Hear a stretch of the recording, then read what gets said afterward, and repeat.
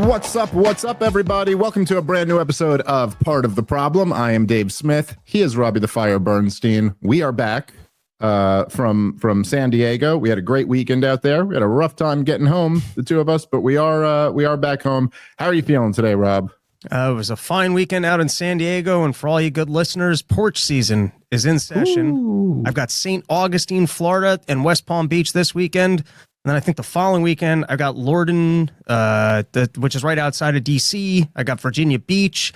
I got some spot out in Jersey, and then a whole run of Texas shows. So we're going to be porching hard. Come join us. Hell yeah. Make it out there. Of course, me and Rob's next date together is in 10 days. We'll be out in Appleton, Wisconsin at the Skyline Comedy Club, which I've heard great things about. This is this will be my first time ever in Appleton. But I've heard that this is a great club and it's a great town. And I've already heard a lot of people are excited to come out. So looking forward to that. And then after that, we're back at Wise Guys in Salt Lake City. We had a great time there last year when we were out there. Rob, can you still ski in June out there? No, but if unless I'm still shuffling around like a Chinese lady with an injured back, I'll do some mountain biking, some hiking or something. It's there you go.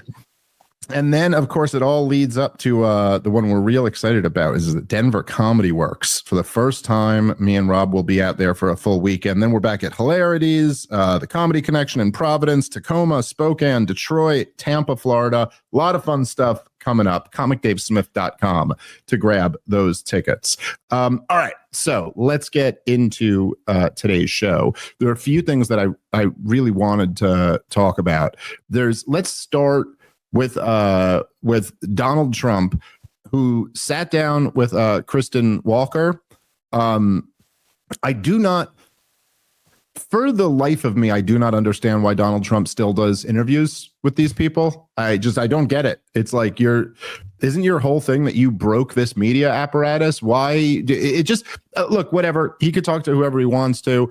People sure do enjoy him owning the journalists and stuff like that. I just don't, when it seems like you're breathing life back into your enemy institution that you already crushed. Why go give them a thing that's going to be big ratings? That is beyond me. There was one moment in the conversation that's really been going viral. It is Donald Trump discussing the ramifications of his tariff policy.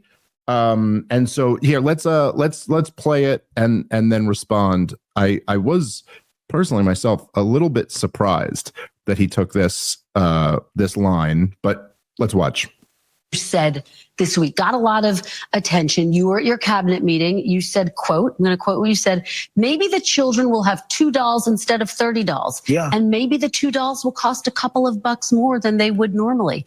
Are you saying that your tariffs will cause some prices to go up? No, I think the tariffs are going to be great for us because it's going to make us rich. But you said some dolls are going to cost more. Isn't that an acknowledgement that some prices will go up? I don't think a beautiful baby girl that's 11 years old needs to have $30. I think they can have $3 or $4 because what we were doing with China was just unbelievable. We had a trade deficit of hundreds of billions of dollars with China. When you say they could have $3 instead of $30, are you saying Americans could see empty store shelves? No, I'm not saying that. I'm just saying they don't need to have $30. They can have $3. They don't need to have 250 pencils. They can have 5. You said this week got a lot of. All right.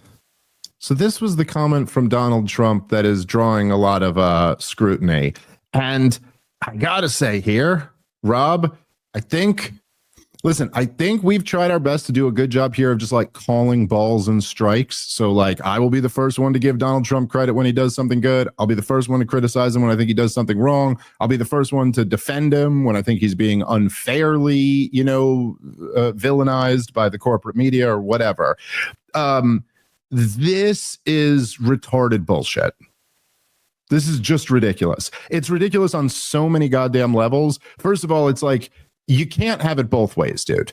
You can't say that like, maybe you only need $2. You don't need $500 or whatever. But then also go, oh no, but it's not going to raise prices at all. It's like, which one are you talking about here? I also, by the way, I find this in a weird way to be kind of an interesting topic. This is something that I've talked a lot about with like close friends and family members about just how we get our kids too much stuff these days. And like, I do feel like my house is just like covered in toys. And I was like, maybe in some way, like if my kids had less toys, they'd appreciate the ones they have more, something like that. But that's a very different conversation than a conversation about a government policy that makes it more expensive to get your kids toys. And I'm curious to get your thoughts on this, Rob, but I just, for a few reasons, I find this to be totally indefensible. And okay, here's one of the major ones. Well, a couple of them. I mean, obviously, the point that we've made a million times that you could keep making, he could just sit here and assert that the tariffs are going to make us rich. Again, it's like, well, which one is it? Are we going to be getting more dolls or less dolls? Like what are you talking about here? But if you're saying the tariffs are going to make us rich, you got a whole lot of problems there. Like why? Okay, then like. Why wouldn't a full blockade make us rich? Why do we trade with the world at all then? Why don't we get super rich and just never trade with the world? Why don't we make ourselves, if the principle applies, let's stop trading between the states, right? Like let the states get real. Let's just stop trading between households. Just you produce everything in your household. If this principle is true and it makes you rich to stop trading with others, I don't see what the limiting factor there is. But regardless of that, one of the, like when I'm having these thoughts and these conversations with friends and family of mine, I also recognize that I'm not in the financial position that everybody's in. Many people are not in the financial position I'm in. And there's lots of good data on this, but if you look at the amount, like since the lockdowns and the price inflation that followed the insane monetary policy of 2020, 2021, credit card debt skyrocketed. Like a lot of families are buying those dolls on the credit card. Also, there are families that the difference won't be having 30 dolls or having 2. There's families that currently have 2 that the answer will be have 0, which maybe would have been a better question, for Kristen Walker to ask. Like, how about that? How about if it's the difference between now your kid doesn't get to play with a doll? The other thing, and I'm sorry, but there is a good argument that like, maybe we give our kids too many toys. Maybe my house is filled with too much cheap toys that were made in China. And maybe in general, kids would appreciate things more if they just had, like we do have for people, at least in the situation, like a certain amount of abundance. We have more than we really need. And there is to some degree, like a minimalist argument for why, like, you don't want to have too much more than you actually need. Of all of the people in the history of the world who have ever existed, I don't know that there's one human being who is worse equipped to be the one making that argument than Donald fucking Trump. I mean, I'm sorry, Rob. That is goddamn insane. It is insane to spend your entire adult life being the poster child of capitalist excess, to the point that I'm going to take a shit on a gold-plated toilet. I'm going to live in you know what I'm saying? Like, it's just for Donald Trump to be the one making the argument that people, and like, again, it's just, I'm sorry. I'm somebody who's driven by like principles and logic, and just explain this to me. Then like, if this is what you're saying, then wasn't price inflation actually a good thing? Wasn't Joe Biden's economy actually good? I mean, it forced you probably to get less things, Maybe that's nice. Maybe you don't need all that stuff. Maybe you should have less stuff. I don't know, dude. I mean, this is just, to me, to try to sell this and not spin it as like, look, this is the cost. I'm going to be honest with you. These are the negatives that are associated with this policy, but here's what I think the benefits are. But to spin this as this is a benefit, and of all people, for Donald Trump to be spinning it, it's like, I'm sorry. I just can't defend this. This is too ridiculous. What are your thoughts? Well, I think that's a very funny observation. I hadn't even thought about that, of Trump preaching people on that they don't need to consume in excess. My thought was a little bit different, that, Trump picked a very good example here Because when he says, hey, your kid will have 3 toys instead of 30, I think we can all go, oh, yeah, if my kid needs to have less toys and there's an American job for him to have the less toys, maybe that's a worthwhile trade-off. And so we picked a very good example for selling it. She asked a great first question. She didn't ask the right follow-up question, which is, are you acknowledging that prices are going to go up? Because now, what happens if prices are going up on things that aren't toys? What if we're talking about not being able to buy a washer and dryer? What if we're talking about not being able to buy clothes? And then how much central planning do we want in our government? Where are we going to figure out what goods are considered excess goods that the government can decide we're going to put a tariffs on those? And then there are going to be other favored industries that don't have the tariffs because the government can understand, hey, you being able to consume this, such as a car, you need a car to get to work. Right. And like maybe we could break them down by essential and non-essential goods, Rob. Which already is kind of happening. I read this article. Firstly, is for car manufacturers, the increase in cost I think was expected to be $6,000, and so Trump temporarily has halted the tariffs on some base items such as like steel. And so because General Motors was able to lobby the government and that it would affect their business, you know, they're now preferred industry.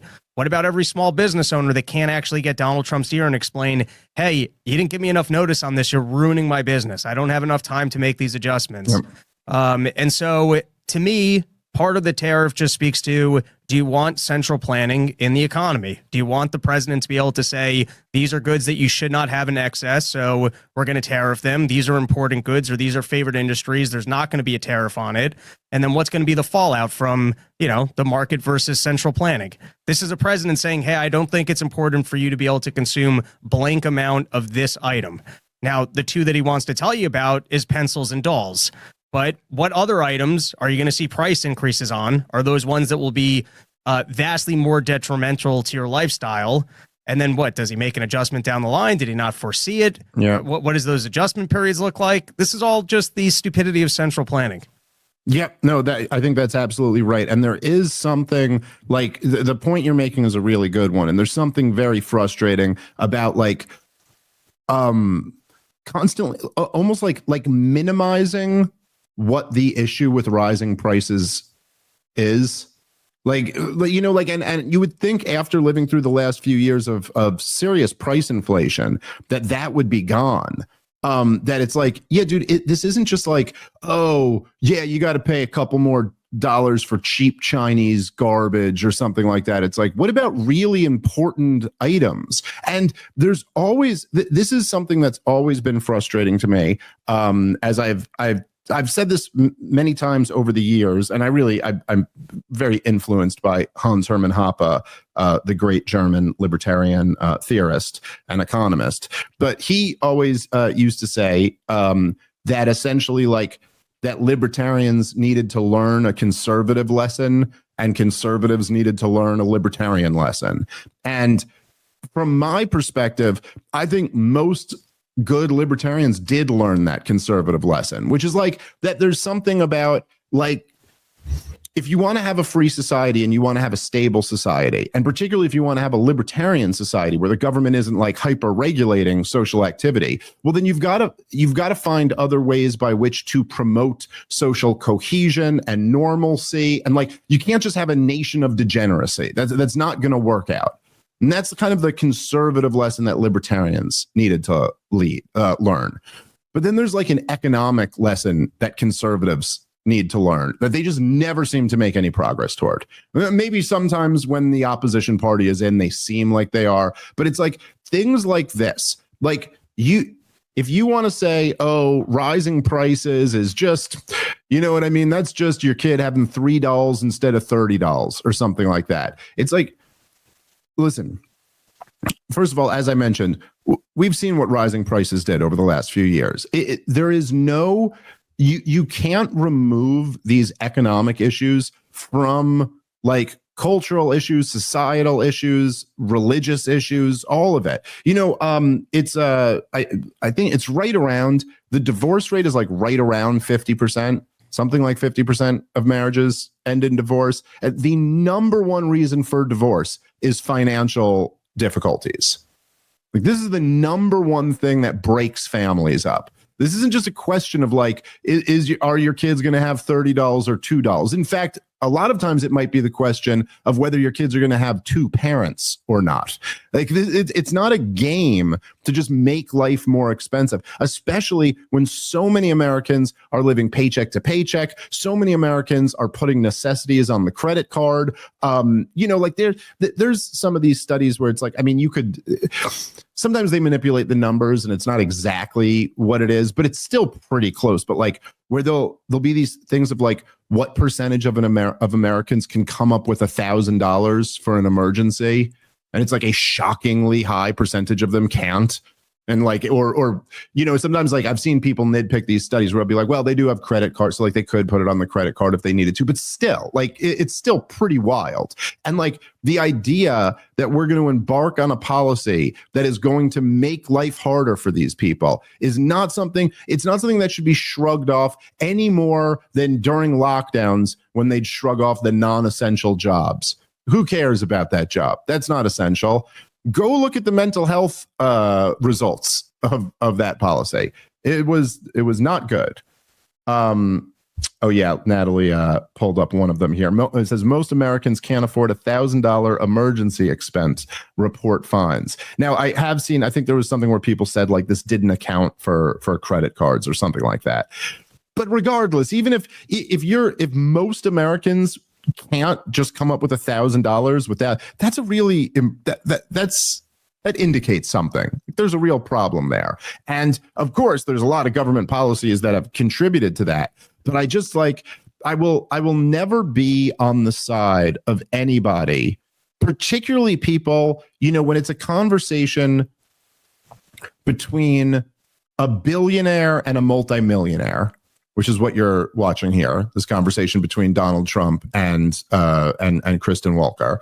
And it's like, yeah, like you both, anytime, listen, I don't have money like either of them have money, but I'm doing well enough that if I were to ever talk about prices going up, I would always be like conscious of the fact that like, oh, there's a lot of people who that's a completely different situation for. And like, yeah, it is kind of true that like if my cup of coffee goes from like $4 to $6, it doesn't mean that much to me. But I also know that there's a whole lot of people out there who it's like, okay, well, I can't get coffee out now, if that's the case. Like there's and it is, the what is it? The median salary, I think is under $60,000 a year. I think the median household income is under $80,000 a year.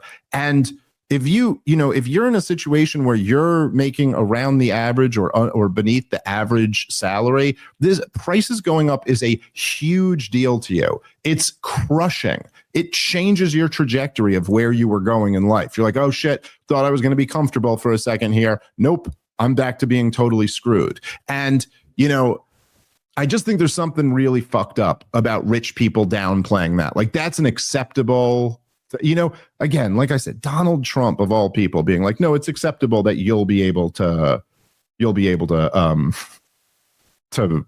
have less stuff. What is it? The median salary in US 2025 is about $61,000. Okay. Did I say under 60? Okay. I was wrong. I guess it's a little over 60, but still I was pretty close.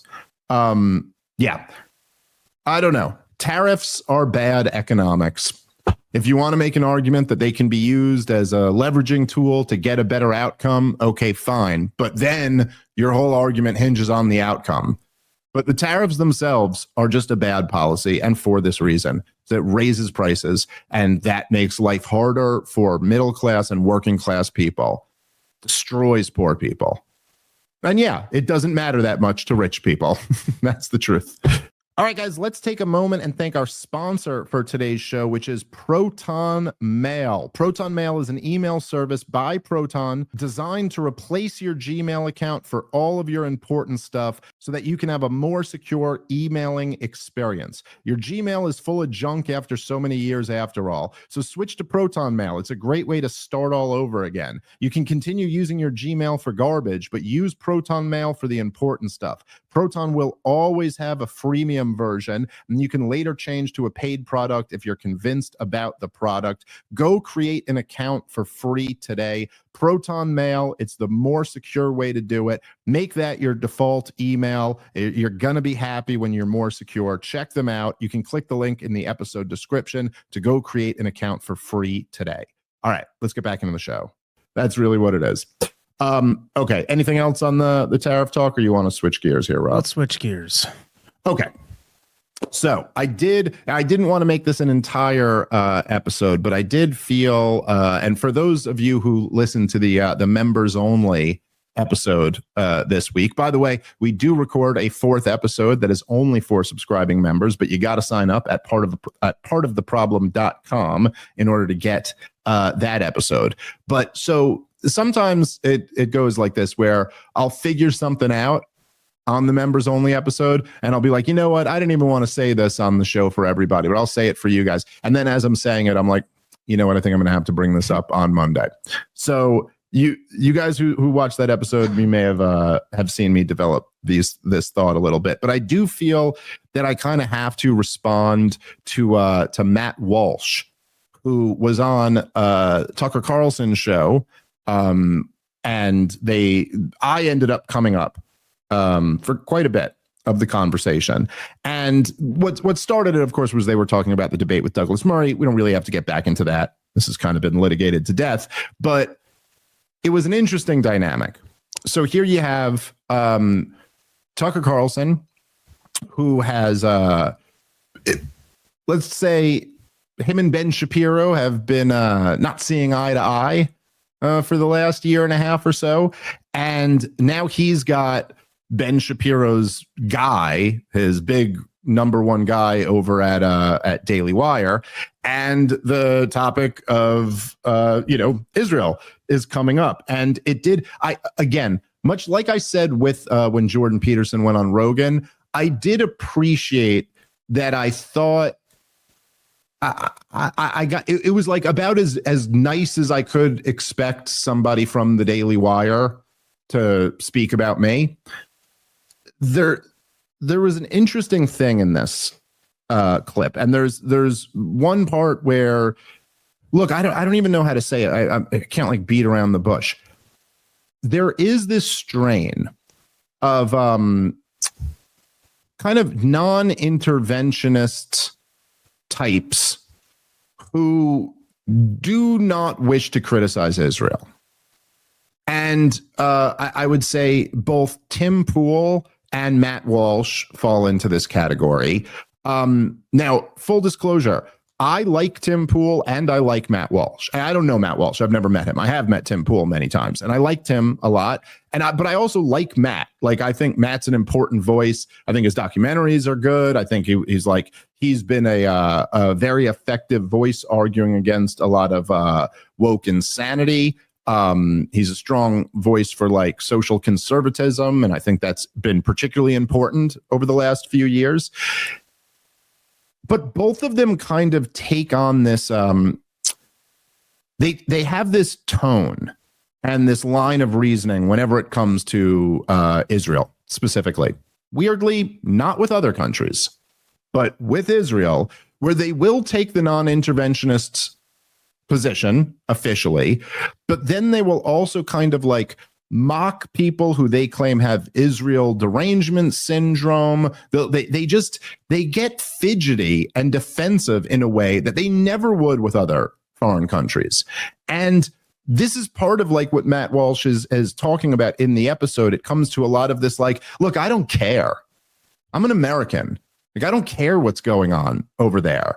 And just to be clear, I think that would be a completely reasonable position if the US government wasn't already involved in this. But once we are, I think you kind of don't get to play that card anymore. It's like on the level of like in 2006, sitting here and being like, I just don't care about Iraq. Why is everyone so obsessed about what's going on in Fallujah? I mean, who cares? This is America. It's like, oh, okay. Well, the reason why we're focusing on that right now is because our boys are dropping bombs on human beings over there right now. Oh, and they're doing it for bullshit reasons. Like they were lied into it.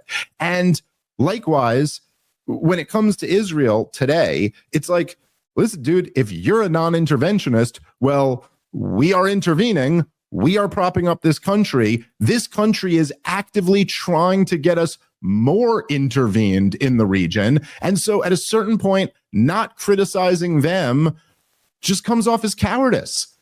Like, as I said to you on the members only stream, Rob, I have always said this. If you do not care about politics, I have no counter argument to that. Like, if you're like, dude, I just don't care. I want to tune out. I want to tune out, tune off, go live my life. I don't want to focus on all this other stuff. I have no argument to that. Fine, then go do that. I focus on this stuff because it fascinates me. If it doesn't fascinate you, then I completely understand it. But if you do this and you're a political commentator for a living, and you also kind of brand yourself like the guy who I'll say the thing, and I don't care about the flack that I get back from it. I'll say it. It's like, okay, but you won't say this one. You there's this one line, and I understand you don't want to cross the line because there's a lot of flack that comes with it. Like, okay, but then like, I don't know, there's something I kind of can't respect you being this person then. Like, I think if you're gonna say that you're against all these wars and you're a non-interventionist, then I don't know how that comes without being critical of Israel. Now, you don't have to go down. You don't have to be like a Jew hater. You don't have to be deranged. You don't have to make it something you focus a ton on. But it is on the level of being like, look,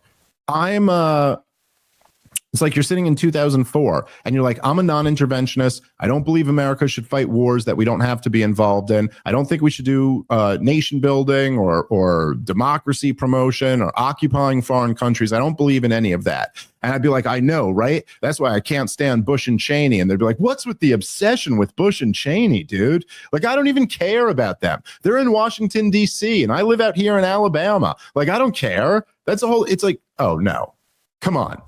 Like, let's just be real here. Take this to its logical conclusion. That I'm not even saying you don't have to obsessively hate Cheney and Bush, but if I ask you have to go like, yeah, I don't like, yeah, those guys are wrong. I don't know. And there was something about this, which was so like, I don't know, dude. It's like Matt Walsh has all the balls in the world when it comes to calling out gender theory, you know? But then like, I'm just watching how uncomfortable he is in this Tucker interview when Tucker's asking him specific questions. And I just found it interesting. And then he did, at one point in the debate, he tried to insist that Douglas had made one really good point. That's the clip that we're about to play. And then we'll respond to that. But any thoughts on any of this stuff, Rob? Well, I think you said it during the Iraq war. You weren't criticizing what we're doing. Like, we spend way too much money over in Israel. Their lobby is a little bit too advanced and good at strong arming our government and making sure that they continue to have their support. And so if you're America first and you don't like foreign aid and you don't like other countries intervening in our government and managing to get a lot of aid, well, then Israel's probably on top of the list of people that you'd want to criticize. Yep. And so, I'm just saying, if you totally believe, hey, we don't need to be sending and propping up other countries and spending our money abroad or being involved in these messes. If you want to look at the current world environment and what the most egregious actors are of people who are getting our money, I guess you'd be opposing Ukraine right now and you'd be opposing Israel. And if you do a daily show or a pretty frequent show where you're commenting on things going on in the news and you don't like our money being spent in those places, why aren't you talking on the two biggest topics on the exact thing that's important to you? Yep. 100%. And believe me, there's a lot of things I wish we didn't have to focus on. Almost everything I focus on, I wish we didn't have to focus on. Like, I don't think there should be just gone to work during COVID. Yeah, right. Nice. Exactly. I wouldn't have had to talk about it. We wouldn't have had to spend any time talking about lockdowns if the government hadn't instituted lockdowns. But the thing is that they did. And so then just not talking about it isn't really an option unless you're going to leave this space altogether. Unless you're going to be that guy who goes, I'm not interested, I'm tuning out, I'm focusing on my own life. If you are, more power to you. If you're not, and you're staying in this, like, I'm going to be a political commentator through the year 2020, you got to have something to say about lockdowns. For it or against it. You can't be indifferent. It's too big of a deal. Okay. Let's jump in to the clip here where Tucker asks Matt Walsh a very pointed question. And notice, see it, by the way, if you think I'm like, I don't think I'm like inferring something that's not there. Just right away, pay attention to how the reaction. It was interesting. I really did. And I thought they both made valid points. They both know more about the subject than I do, a lot more. That was very clear to me. And I think if you could chop off the first hour of the debate, it was an interesting conversation. Who do you think made a more compelling case on the once they actually got down to the question at hand?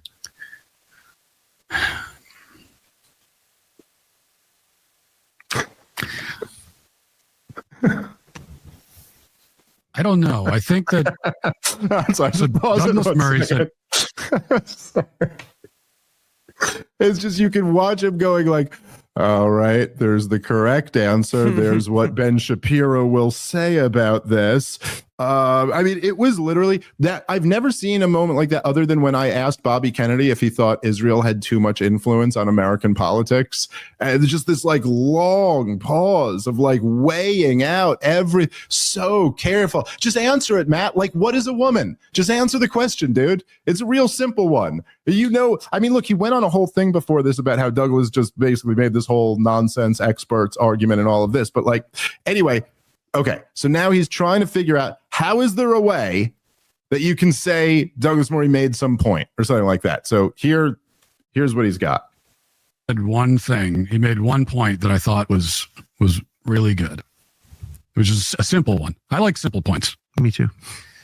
And at one point he asked Dave, because once they got into arguing about what happened after October 7th, how Israel responded, and Dave has all of his criticisms about what Israel has done. And then Douglas Murray said, well, what would you have them do? You know, what would you prefer for them to have done? If they want to rescue the hostages and also destroy Hamas, what do you want them to do instead? And then from what I remember, Dave, he pointed out that, okay, destroying Hamas and rescuing hostages are not necessarily the same objective. And then they started talking about rescuing hostages. They didn't really circle back to the destroying Hamas part. And I would have liked to see him stick on that point. Like, get an answer. So if you're Israel, you have a foreign, these foreign enemy that's come into your country, slaughtered hundreds of people. How should you respond to that?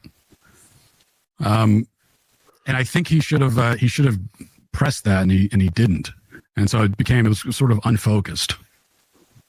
Because I would have legitimately liked to hear the answer to that, for sure. What would you have them do? So we could talk about maybe there are other ways to rescue the hostages, but do you think they should try to destroy Hamas, given what happened? And if you do, how else should they go about it? But they kind of moved on to other things, and it became a sort of unfocused, in my mind, sort of like circular conversation, as these debates tend to devolve into very often.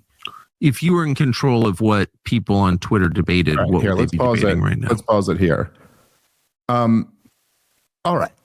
So, really the thing that kind of got this response out of me was that Matt Walsh very specifically asks, like, I would like to hear the answer to this question. So let's try. I mean, I've given this 1,000 times, but why not? Let's give it again. No matter how many times I say this, there'll always be people who go, Dave never offers a real solution. He never offers an alternative. If I'm being completely honest, I don't even remember being asked for this in the debate, but the debate went in so many different directions. I got to start, though, by saying I think it's kind of funny that after this most pregnant of pauses, Matt Walsh comes up with, Douglas Murray did make one really great point. It was a simple point, and I like a simple point. And then never gave a point. He claims that he asked a question. Like, a question isn't a point. Like, it's a question, and like, if he had pushed me on this question, I certainly would have been happy to give my answer. I don't remember, did I give this answer a little bit on the thing? But regardless, I mean, getting into it, it's like, okay, I don't know. He didn't give a point that Douglas Murray made. It was just a question. Listen, as I said, as Matt Walsh repeated, these are separate goals. If the goal is retrieve the hostages, and the goal is destroy Hamas, those are two different things that you're trying to accomplish. Now, you could say you're trying to accomplish both of those things, but if you're asking how to accomplish them, just understand that those are two different goals, which might actually be in conflict with each other. Like, okay, if you want to, now look, I'm not saying, just to disclaimer this, I'm not saying that Hamas can be trusted or that they come through on their word or anything like that. But the truth is that the best way to get hostages back, and this is not just something that we know because we can deduce it, but we know it because we can deduce it, but we also know this is the way that's been most effective for Israel retrieving the hostages that they've gotten back is negotiating. That's how they got, just during the first phase of that ceasefire, which never even made it to phase 2, that Witkoff, Trump's envoy, negotiated shortly after Trump won the election. Israel got like 30 hostages back by negotiating with Hamas. As of, I believe it was October 10th of 2023, Hamas offered a deal where they'd return all of the hostages. Now, it was, in exchange for some things they wanted. Israel may have felt that some of those demands were unreasonable. But the truth is, if your number one priority is getting back the hostages, then you try to negotiate for those hostages back. And I would argue that I do think that is what any government's number one priority should be if they have hostages, their citizens, taken into another country. And by the way, I would definitely say, seeing as how there was at least one Israeli with U.S. citizenship who was a hostage, it should 100% be the U.S. government's number one priority to get the hostages back. I don't think it's too wild for most people to understand that if your number one goal is retrieving hostages, what you're not going to want to do is level the place. That seems to be inconsistent with the goal of getting the hostages out. And in fact, some of the only Israelis who have been loud protesters of this war have been the family of hostages, because they're like, yo, what are you doing? You're leveling the place where, like, our daughter is. You can imagine how infuriating that would be. But so that's the first part of all of this. The second part is that, and I think I did very specifically say this in the debate, it's like, look, let me say, okay, a couple things here, and you can jump in anytime you want to, Rob, but there's a couple things here. Number one, it does bug me a little bit if you're opposed to something when people will say, well, what's your plan? Because you don't actually have to have a substitute plan to say, like, something is egregiously wrong. I could give you a substitute plan, but you don't actually have to have that. You know what I mean? Like, if you see somebody, like, I don't know, their kid isn't listening to them, and so they just kick their kid in the face and knock them unconscious, you could be like, whoa, that's horrible. That's no way to respond to your kid not listening to you. And then if someone goes like, well, what's your plan for what you do when they're not listening to you? It's not actually incumbent on you to have an alternative plan in order to say this one is morally unacceptable. So that's kind of first. And if we're having a debate about Israel's response to this, and someone is taking the position that what they're doing is morally unacceptable, the onus is not on that person to have an alternative plan. So first off, that's like a bullshit cop-out response. However, the plan is fairly obvious what Israel should have done after October 7th, right? Which is that, number one, there should have been a real, like, immediately what they should have done is ramped up border security and started negotiating to get the hostages back. Take whatever deal you can to get these people back. Nothing's more important than precious innocent life being held in captivity, by the way. All right, guys, let's take a moment and thank our sponsor for today's show, which is Brunt.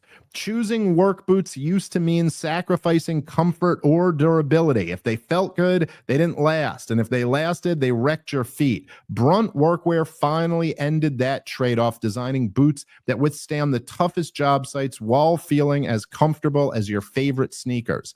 These might be the most comfortable work boots on the planet, but they also deliver real performance on the job. Whether you need waterproof, safety toe, or soft toe, pull on or lace up, they've got you covered. They're so confident that these boots will blow you away that they'll even let you try it on the job risk-free. And for a limited time, our listeners can get $10 off at bruntworkwear.com when they use the promo code PROBLEM at checkout. Just head over to bruntworkwear.com, use the promo code PROBLEM at checkout, and you get $10 off. And after you buy, do us a favor, let them know that you heard about these boots from the Part of the Problem podcast. I can tell you, I already got a pair of them. They're incredibly comfortable. They're great work boots. If you're looking for work boots and you don't want them to kill your feet, go check them out. Brunt didn't just make a durable work boot. They reinvented comfort for the hardest workers out there. For a limited time, our listeners can get $10 off at bruntworkwear.com when they use the promo code PROBLEM at checkout.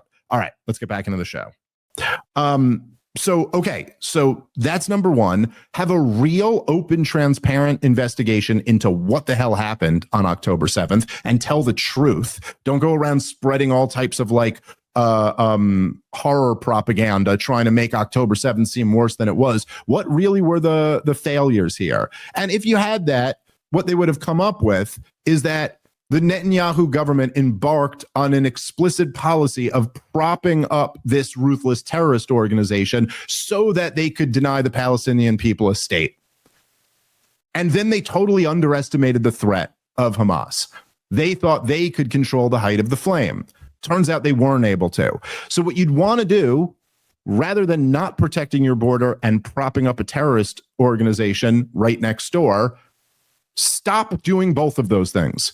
Protect your borders and stop propping up Hamas.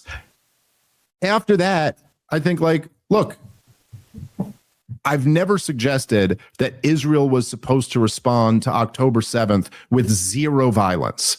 And that there would be I don't think it's practical to expect just about any government to have a response that involves zero violence. However, Israel had a long history of dealing with the terrorism problem through targeted assassinations and special operations and intelligence operations. They never treated the terrorism problem amongst Palestinians as a problem for the regular old army. Just bomb cities. That was never how it worked until Benjamin Netanyahu came into power. And so, yeah, I would argue that Israel had an opportunity. As I've made this point before, I know sometimes people think this is a little like hippie-ish or something like that, but I don't think it is. And if you recall, after 9/11, after 9/11, they had these huge candlelight vigils for the victims of 9/11 in Tehran. Across the Muslim world, there were lots of people who felt terrible for America. And if we had just fought the war on terrorism with special operations forces, as we did in the months following 9/11, which is what took out most of the Al-Qaeda cells in Afghanistan. And if we had done that and then caught Osama bin Laden in Tora Bora and then wrapped up the whole thing by New Year's Eve of 2001, we could have maintained the moral high ground in that.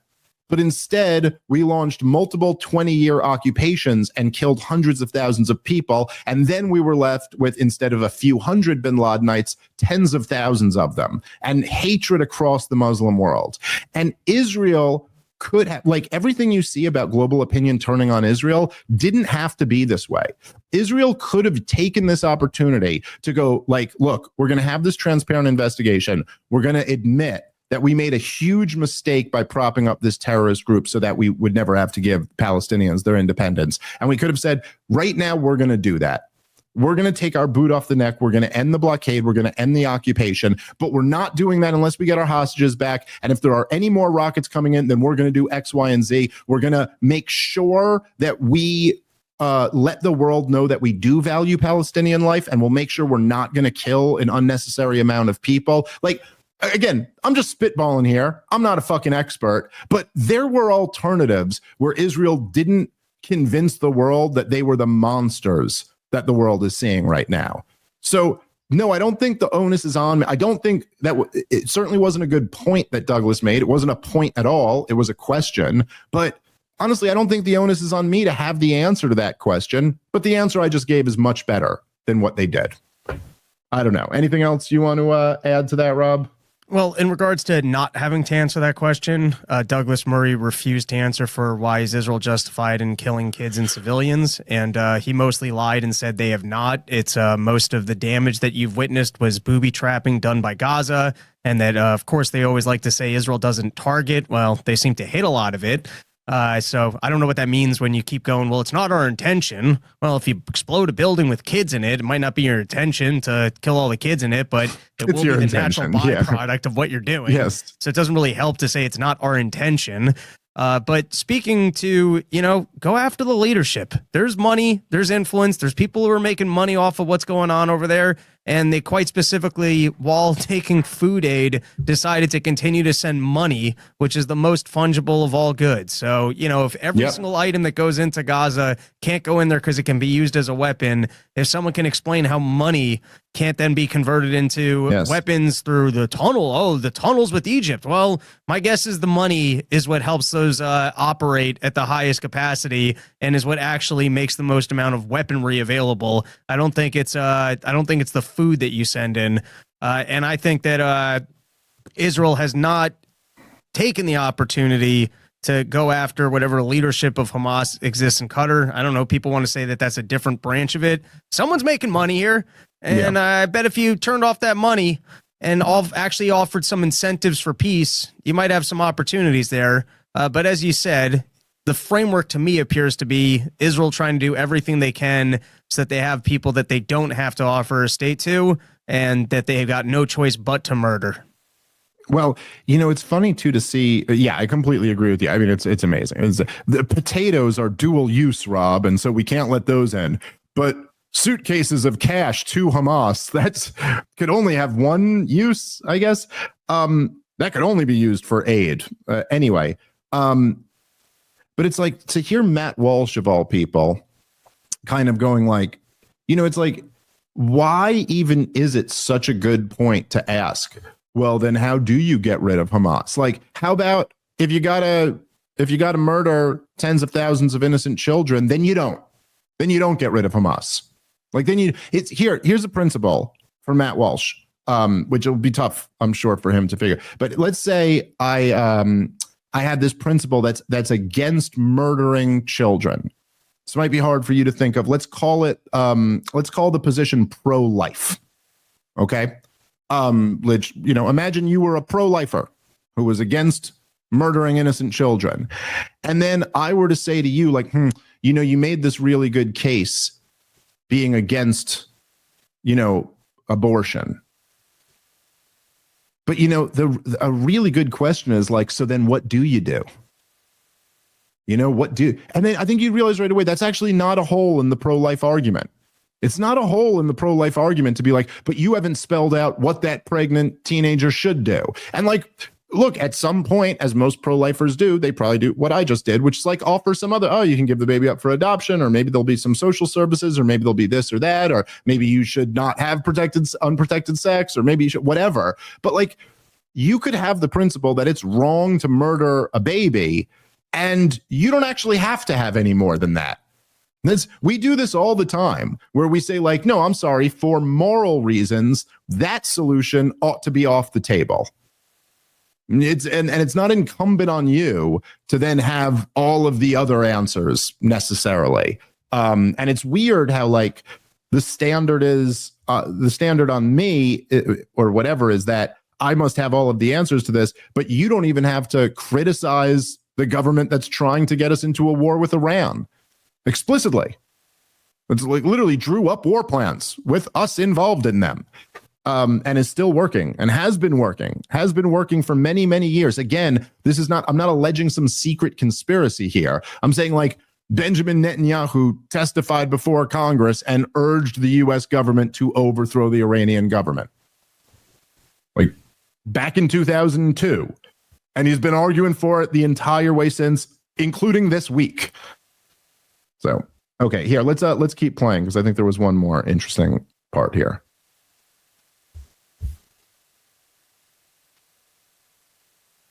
Circular conversation, as these debates tend to devolve into very often.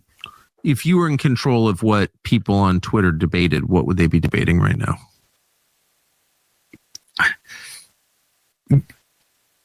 Everything we talked about for the first, hour of this conversation is what, like, let's talk about the war on the family, on marriage, things that affect our kids. How do we raise healthy, happy kids? Let's talk about that. Any of these issues, these like serious, deep cultural issues in our country. Yes, is what we should be talking about, in my mind. You feel like it's very hard to go from affluence to less affluent. That's we could turn it off. That was really the part of why. Again, I care about all of those issues that Matt Walsh just mentioned, and I think almost like the angle he was coming at it from, because he said at one point, like the thing about how there's these like concentric circles, I care about my kids more than I care about any other kids. Then I care about my friends, my family's kids. Then I care about my neighborhood. Then I care about my city. Then I care about my state. Then I care about my nation. And like, I certainly get that. I don't disagree with that at all. I feel the same way. Just like the moral calculation changes a little bit when your government is funding the intentional murder of a bunch of children. It just changes the moral calculation. Like, I'm not, I don't, like, we care. We all care. You don't want to see anyone get mistreated. But of course, we all care about our own first. That's just part of humanity. And I care, like, I don't like that there's homeless people, but like, I care much more if my kid like skinned their knee than I do about some homeless person. It's just that's the truth. But like if I was driving in a car full of my family and like one of my family members got out and then just murdered a bunch of homeless people and then got back in the car, I'm not going to sit there and be like, why is everyone talking about these homeless people? I mean, like, my kid skinned her knee at school today, like you'd be like, oh shoot, no, now we got to talk about that because you just can't do that. I don't know. And particularly when I'm being forced to fund it, I'm going to have a problem with it. So, unless the social conservatives want to abandon the pro-life position, I'd say that like you'd kind of have to acknowledge that us funding kids being killed is a bit of a moral issue that it's kind of incumbent on all of us to care about. And I also don't think, I don't think these things are as unrelated as you think. I mean, if you want to talk about like the policies that have been bad for kids and bad for families, a whole lot of families have been broken up by these wars over the last 25 years. Tens of thousands of our young guys have committed suicide in the aftermath of the wars. These are kids who now will grow up without fathers, or these are young men who will never have kids who they may have gone on to. Not to mention the $10 trillion we've spent over the last 25 years on all this shit. That has put quite a bit of pressure on families. As I got back to what I said before, financial stress being the number one cause of divorce. Well, we had to print a whole lot of money to make up that $10 trillion. And that's done quite a bit to hurt the purchasing power of families. So again, I just don't think these issues are nearly as separate as people make them out to be. But also then, on a moral level, I do just think that, at least the way I look at it, there's, I've taken a lot of flack for the position that I've taken on Israel. And, like whatever. I took a lot of flack for my position on COVID and Ukraine and other things too, but I've taken a lot of flack for this one. And in many ways, especially at this point in my career, things are going pretty good for me. It might be a little bit easier for me to just not talk about this. I could have that same position, be like, hey, I'm vaguely non-interventionist. I don't really want to talk about this.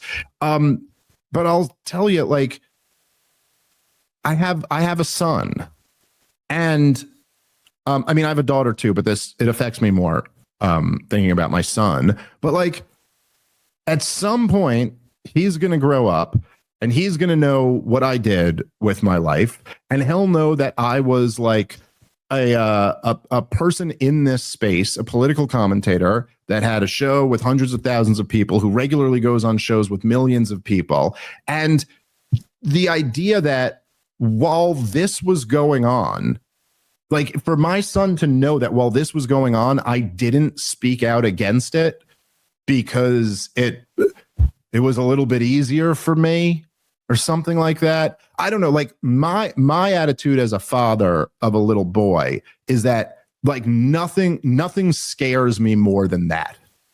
More than ever, like, having your son look at you and go, like, yo, the worst thing in the world was going on and you were funding it, and you didn't, like, say anything about that.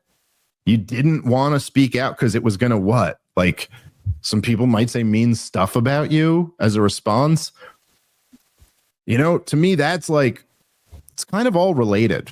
I'm not saying it's exactly the same thing, but there is a relationship there between, like, the evil foreign policy and our own collective soul as a nation. All right, guys, let's take a moment and thank our sponsor for today's show, which is Paint Your Life. Of course, Mother's Day and Father's Day are coming up. Paint Your Life is an amazing company.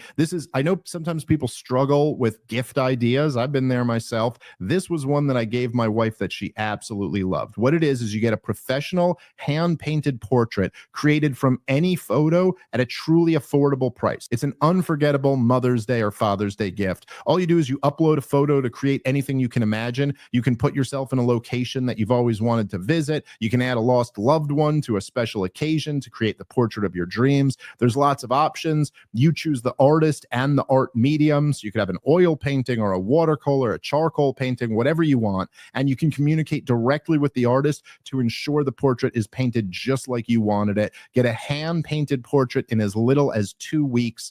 It's meaningful, personal, and always heartwarming. Now you can give the most meaningful gift that you've ever given at Paint Your Life. And there's no risk. If you don't love the final painting, your money is refunded, guaranteed. And right now, as a limited time offer, you can get 20% off your painting. That's right, 20% off and free shipping. To get this special offer, just text the word problem to 87204. You just text the single word problem to 87204. That, once again, text the word problem to 87204. Paint Your Life. Celebrate the moments that matter most. Message and data rates may apply. See terms for details. Text the word problem to 87204 for 20% off. All right, let's get back into the show.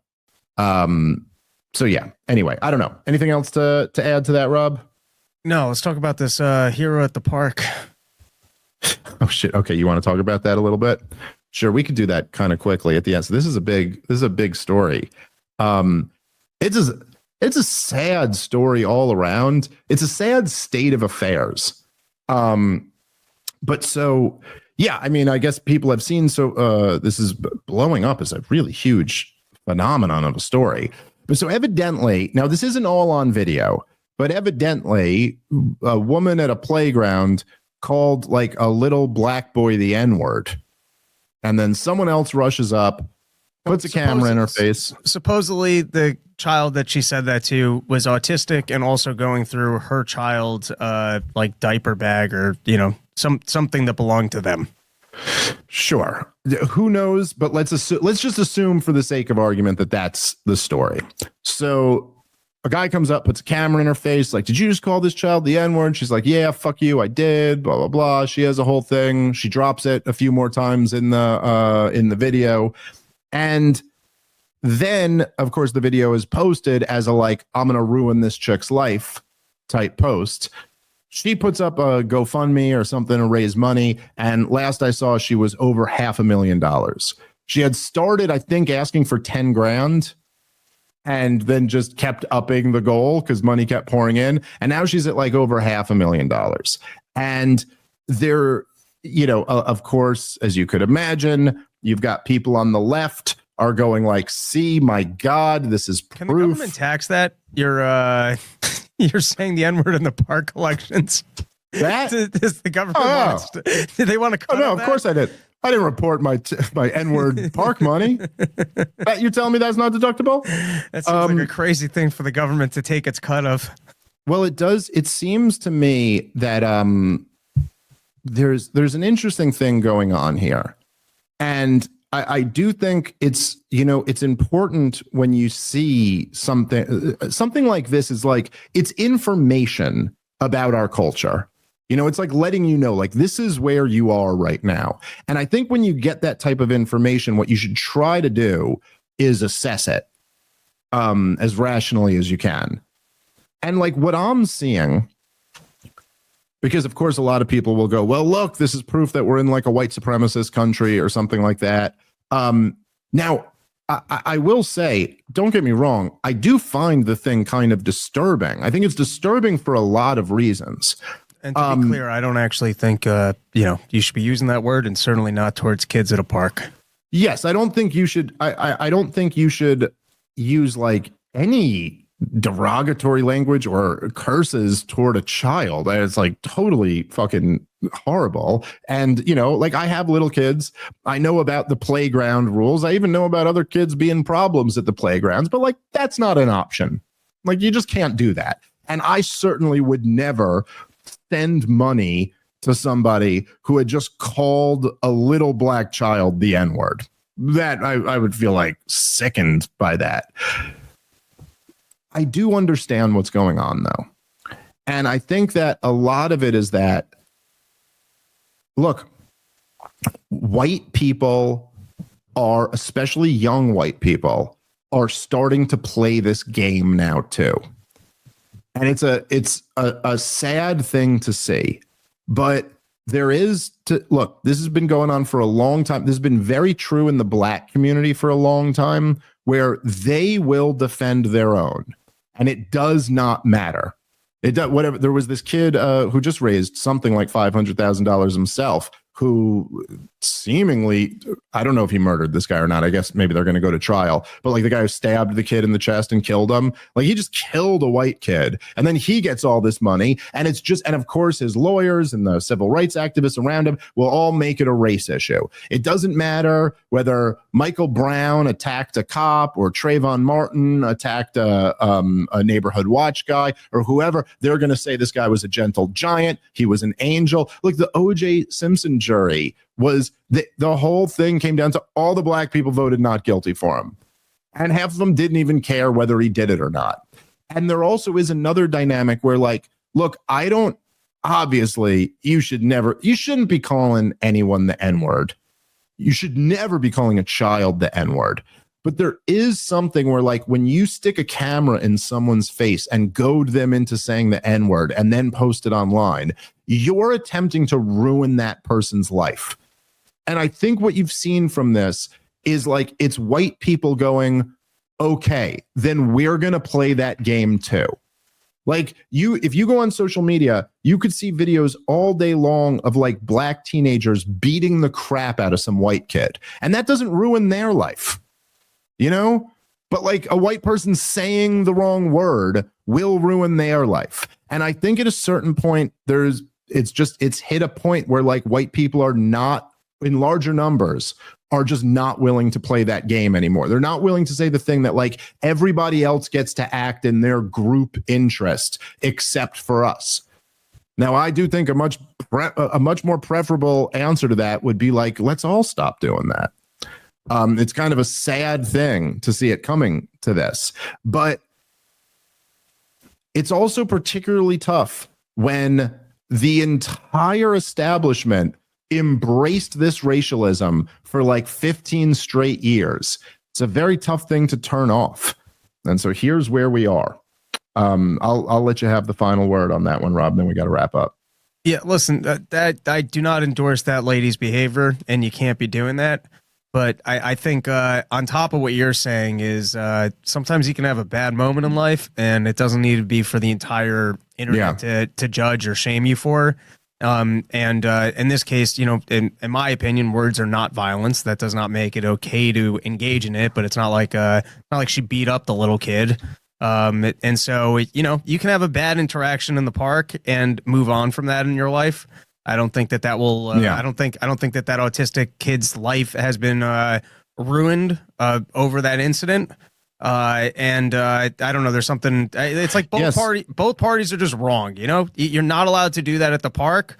But taking every moment that people have and then just post them online to try and ruin them, I don't think that that's necessarily. Yeah, sometimes I even think violence is the answer, is preferable to like public shaming. Ruining. Like I remember back in the day and it was, to me at least, the worst thing that Louis C.K. was accused of that I heard, because I didn't really think that much of like, oh, you're like girls drinking in his room at like 2 a.m, and then he brings up like jerking off in front of you, and then you agree, and then he does it, and then later you feel bad. Like I was like, I don't know, so leave, don't be there to begin with. There was one story where I guess they were like on set at work, and he just went to one of the girls and he was like, hey, can I like masturbate in front of you? And she was like, no. And then he was like, oh, I'm sorry, I'm like sick, I shouldn't have said that. And then to me that was like the most inappropriate. But I almost go like, I think the answer to that should have been her boyfriend coming in and punching Louis in the face and then moving on. And then you move on with your life. But your answer to this shouldn't be to like ruin you, to put this out for everyone so that you're, for the rest of your life, you're just known as this person. You can never get a job. You can never, you know what I'm saying? Like this, that's not right either. So I completely agree with you. It's all kind of sad and wrong, but I also do think it would serve people well to read the temperature in the room. And look, that stuff that I was saying about like how black people were siding with OJ in the trial. Listen, there's probably was a time where this was understandable and made sense, and that black people have been fucked over in this country for long enough that they were like, nah, fuck that. We're going to be on the side of our guys. At a certain point, you have to stop doing that, or everyone's going to do it. And so I would just say, I think we'd all be better off if everyone just stopped doing that. Perhaps that's a pipe dream, but I am not so sure it is. All right, we got to wrap on that. Thank you guys so much for listening. We'll be back tomorrow with a brand new episode. See you then. Peace.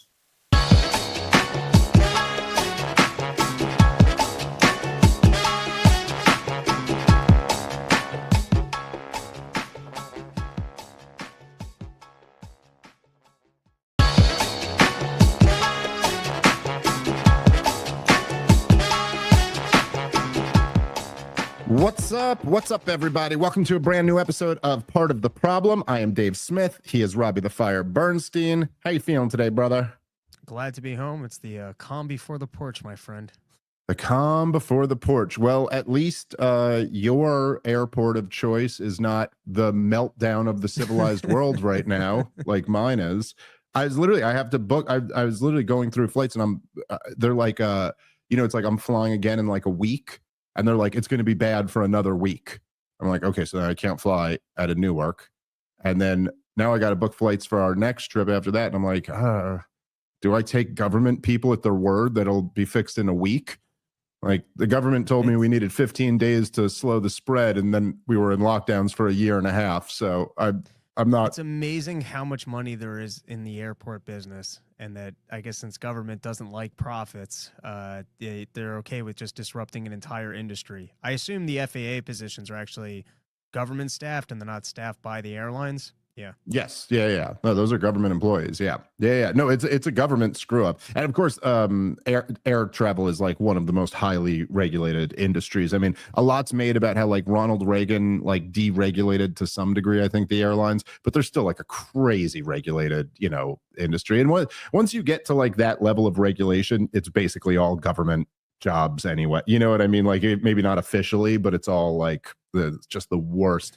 The worst. find it Everything somewhat- about the airport's so ridiculous. I've been flying now. I take like 40 flights a year, maybe more. I take a lot of flights. I think Yeah. I've only first noticed that there's actually a security fee on your flight ticket, and it's not cheap. Like if you just, I think it might be a $35 fee. That's $15 more than a porch tour ticket. Like, and what, for them to hold you up and touch your underwear? It's kind of outrageous that it costs them that much to facilitate long security lines. I got to check the price tag on that. I don't know if it ranges differently on flights. Yeah, maybe I'm not sure. But yeah, I have noticed that before. But it's also just like everything. Do you remember there was the thing? Wait, I forget the exact details of this, but this was years ago, like 15 years ago or something like that. But they did like, you know, they published like the results of the TSA's tests. Like they have these third parties go in and just they sneak in like fake explosives, and they missed 80% of them. Like for all that shit that we go through, they still like don't get the stuff. I don't even know if that's possible just with the way that they harass me in my bags. Maybe it's just my dumb face. It probably is your dumb face.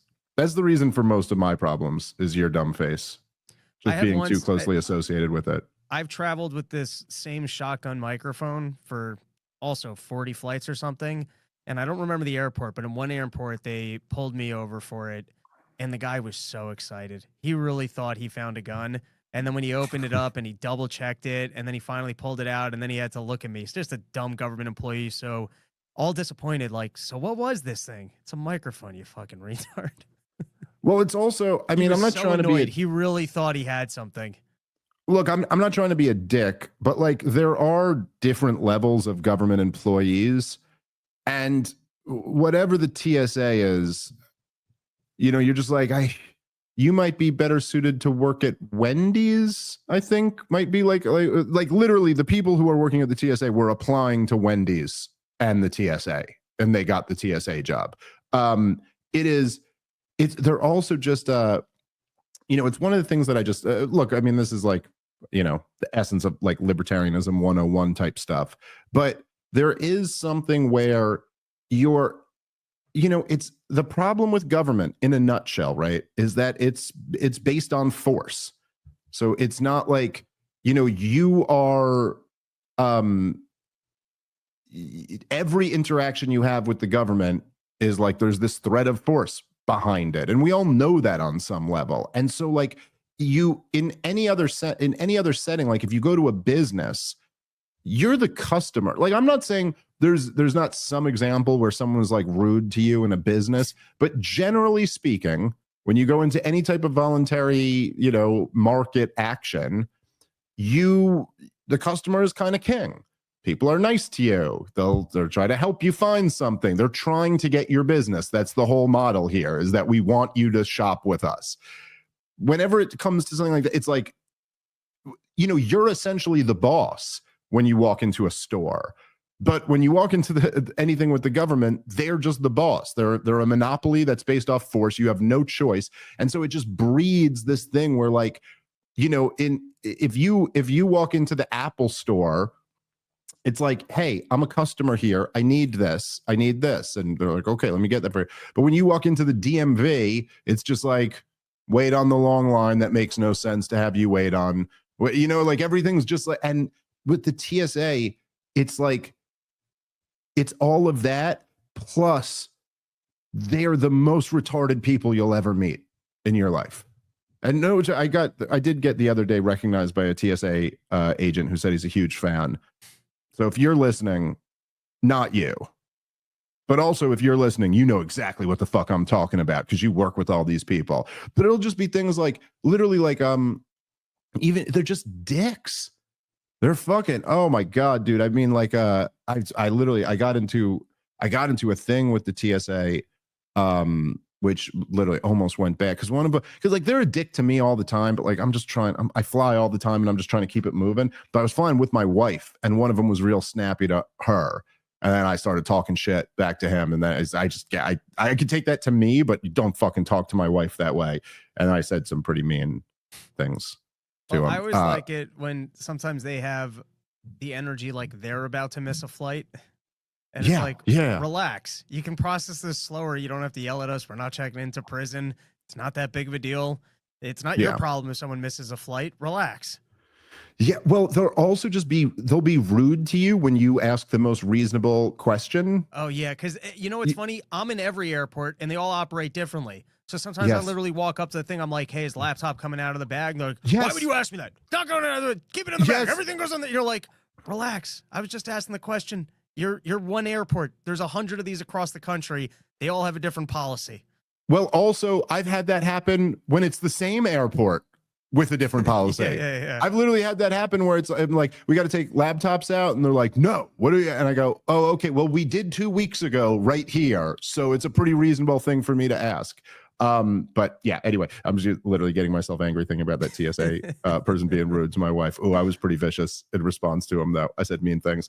Anyway, okay, let's get into some stuff that's not just us bitching about flying. By the way, the reason we fly is to come see you good people, and we will be I got a busy month coming up.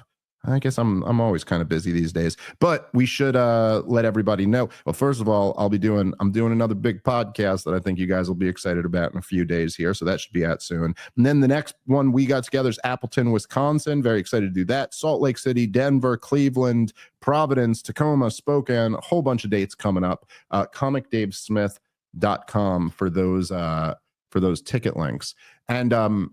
And then also, I haven't mentioned it in a while. It's sold out, so you can't come. But I think, I got to check. I don't know if it'll be live streamed or not. But I'm debating at the Soho Forum. That is my next debate. It's going to be an Oxford style debate on how libertarians ought to feel about immigration. I have been. It's coming up in a few weeks here. It's May 20 something. And it just was like occurring to me today that I was like, I should probably start thinking about that. Should probably put my argument together here.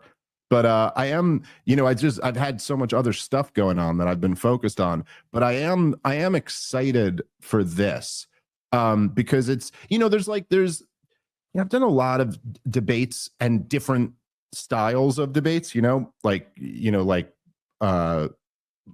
informal debates where it's just like two people on a podcast arguing an issue. And then I've done the slightly more formal ones where like there's a moderator and then there's two people arguing about an issue. And then I've done a couple of like Oxford style debates, and there's advantages and disadvantages to both. But there is something about an Oxford style debate where it's a little bit cleaner. You get to give your opening statement and then give your rebuttal, and then you have a little period to mix it up, and then you give a closing statement, and then people are going to vote on it and vote on before and after, and you see how many people you could change. And it's kind of it has been one of my areas of focus for a while now, has been trying to get libertarians good on this issue. And I don't know. This is a good opportunity for me, I think, because first off, it's at Gene Epstein's Soho Forum, which is like an amazing debate series there, and it's it's kind of it's backed by Reason magazine, and it's become kind of like known in the libertarian world as like the kind of the libertarian debate series. And then I'm debating like Cato's #1 immigration specialist there. So it's a very good opportunity for me to like lay out the case for why libertarians ought to support immigration restrictions. So I'm excited for the opportunity for that. And I believe you're gonna do stand up there, right? Yep. Yeah. So Rob Bernstein will be there. Some immigration jokes. Got a couple ideas. Hopefully I'll tune them up over Florida weekend. There you go. And then I think we're doing like I think Gene is organizing some type of after party type thing too. So if you are there, I hope for those of you who have already bought tickets, it'll be that should be a fun time. The Soho Forum for a long time was like my home. I think I'm, as Gene likes to mention, I believe I hold the distinct honor of being the only person who has I've done stand-up opening for the debates many times, and I've also debated and moderated So I've done everything at that series. And I used to, back when I had less wives and babies, I used to be at every single one of the Soho forums because I just love going there and hanging out. It's like always a great group of people and really interesting debates and, all of that. By the way, when I say less wives and babies, I only have the one wife. I haven't gotten any more wives, but I've gotten more babies. But anyway, so it's kind of like a homecoming type thing. And then I get to kind of lay out my case for why open borders are insane and libertarians should oppose them. So I'm very much looking forward to that. And at some point, I'll start thinking about what I'm going to say. It'll be good by the time I get there. Don't you worry. Okay. Anyway, let's jump into this. This was a topic that I found kind of interesting, and for a couple of reasons. It hits on obviously the war in Ukraine, which is something we've spent a lot of time talking about over the years, and it also kind of hit on a major theme that I've been talking and tweeting a lot about. So let's play this clip. This is from yesterday. Donald Trump was taking questions at the White House, and I thought actually one of the better questions that I have heard asked of Donald Trump since he's been back in the White House was asked of him. So let's play that clip. 2.5 years ago, the Nord Stream pipeline blew up.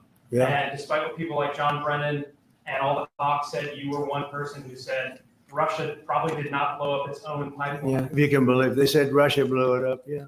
And so I'm wondering now that you're president, if you would consider launching a formal investigation into what happened there and who actually did blow it up. Well, probably if I asked certain people, I'd be able to tell you without having to waste a lot of money on an investigation. But I think a lot of people know who blew it up. But I was the one that blew it up originally because I wouldn't let it be built. And then when Biden got in, he allowed it to be built. All right. Can you just pause it for a second here? It's very Okay. So part of the reason why I found this so fascinating, right, is that first of all, it's a great question. Now, it's one I don't know that I would have thought, Props to Tyler Durden of Zero Hedge. Is that who asked the question? Was it a Zero Hedge guy? We actually know who it was, but Zero Hedge has a guy in the room now who got that. Right. Yes. Oh, okay. That's funny. I didn't even realize that I know who this is asking a question. So I'll give him credit. Excellent question. I don't know that I would have even thought that. I mean, I could think of some pretty good questions for Trump, but I don't know that I would have thought of that one, but a really good question. And I think in a way it really got to the heart of one of the things that, me and you have talked about, like that's just been, utterly disappointing about this administration. But it's like, oh yeah, that's right. The goddamn government commits so many crimes. I almost forget about really major ones, like it was just, when you asked me to rattle off the crimes, I'm like, okay, well, they lied us into several wars and they instituted totalitarian lockdowns. They covered up a giant pedophile ring. They framed the president for treason. And then you're like, oh yeah. And the biggest act of environmental terrorism in human history. That's right. There's that other one that they did. And then literally this happens 2.5 years ago. The Nord Stream pipeline gets blown up. Joe Biden is on record having threatened to destroy the pipeline. It's clearly got the West's fingerprints all over it. And they tried to tell you that Vladimir Putin blew up his own pipeline, which he built, and he can just turn off. Like, he doesn't have to blow it up. Blowing it up, just all it does is not give him the option to turn it back on. And so this question is asked, and then look, I mean, what do you get from Donald Trump here? He asks the question, are you going to launch an investigation? And Donald Trump goes, well, I wouldn't even need to launch an investigation. I could probably just tell some people and then tell you. A lot of people know. A lot of people know who did it. Translation, no. There won't be an investigation. Donald Trump, like, what is this? A lot of people know. I could just ask them and then tell them. It's, yeah, could you do that? Would you mind? Like, can we do that right now? Can you call? Do you have your cell phone on you? Can you call them right now and ask them how, like, why? It's so funny. The level of, like, like if you think about all the projection from the corporate media, who is like, if Donald Trump gets in there, he might prosecute his political opponents, and that while they were doing the same thing to him, and how much was made over him having that lock her up chant back in 2016. But then you sit, like, the reality, it's just unbelievable. It's like, here's the funhouse mirror version, and then the reality is them going like, hey, how about this very specific blatant crime that was committed by the previous administration, whose supposedly guts you hate? you want to tell us about that? And it's like, no interest. And then, of course, he pivots into this nonsense about how he was really the one who blew it up, as if that's a good thing because he got them to stop. He got Germany and Russia to stop. They should have trading. blown it up, but I would have blown it up better. Believe me. It's also like, it's such a weird. The Nord Stream pipeline's a particularly interesting issue because it exposes like how people think about the world. And there is what's his name, the Stratford guy, I think his name is Freeman, who he was the head of Stratford for a while, but he basically what he said, which is kind of an interesting theory, is that he was like, the entire motivation for US foreign policy post World War II was to always keep the Germans, it was always like to keep the Russians out and to keep the Germans down. And that essentially like the big fear from the American empire is like that Germany and Russia would get together. Like if they, like this was like obviously the big fear right before World War II was that, oh my God, what if Stalin and Hitler, which is kind of interesting. Like there's a lot of interesting nuggets about World War II. Like Hitler had a real affinity for the British Empire earlier in his life. Obviously they ended up going to war, but he had like a lot of respect for the British Empire. He had a deal worked out with Stalin at one point. And like you have like imperialist Britain, capitalist America, communist Russia, and fascist Germany. And it's not so clear where the partnerships would end up. You know what I mean? Like, it's not like such a given that the capitalists and the communists ought to be friends. And you could make a lot of arguments that fascism is a lot closer to the system of communism than capitalism is. And anyway, so it's just, it's like, you could see where, okay, the team of, Britain, US, and Russia ends up defeating the Nazis and their allies, Italy and Japan and them. But like, oh my God, if Hitler and Stalin had gotten together, who's to say who wins that? You know what I mean? Like it's not a given. And basically what Freeman was arguing was that like there is the concern from the American empire was like, if you ever combined the natural resources and the human capital, like the sheer size of Russia and number of people with like German ingenuity, this could pose a real threat to the, like he would say it in nicer words, like this could pose a threat to the rules-based international order or whatever, to global hegemony, whatever term they use instead of empire, which just means empire with different words. But so it's interesting. Like, I'm not sure this is exactly right, but it's an interesting way to look at things. And that, I know for sure, like there was if you go read, because there's like notes from the meetings that have been declassified, but there were what's called the 2+4 meetings. And then there were like some subsequent meetings after that, like that where the minutes to the meetings have been declassified. And these are the meetings that were taking place from like 1989, 1990, 1991. So like as the Soviet Union is about to collapse, and during the meetings, like they're not exactly like certain that the Soviet Union is about to collapse, but they're talking about allowing German reunification and pulling back. And there's even talk, I think, of like dissolving the Warsaw Pact, and like so there's like all these so while this is happening, and you can read this, like the West is trying to get German reunification. And then a big topic of debate is about NATO expansion. And this is where the not 1 inch to the east promise, where all those promises are made. And one of the things they're talking about is like, okay, so at the time, right, during the height of the Cold War, or I shouldn't say the height, but during the Cold War, I guess this would be not the height, but the end. But so at this time, right, the line was drawn right down the middle of Germany. It was down the Elbe River. So the West Germany is with the West, and East Germany is with the East. And they're talking about allowing German reunification. The Berlin Wall had just come down like the previous year. And while they're talking about it, kind of like the Russian beef is like, okay, but like, what about NATO now?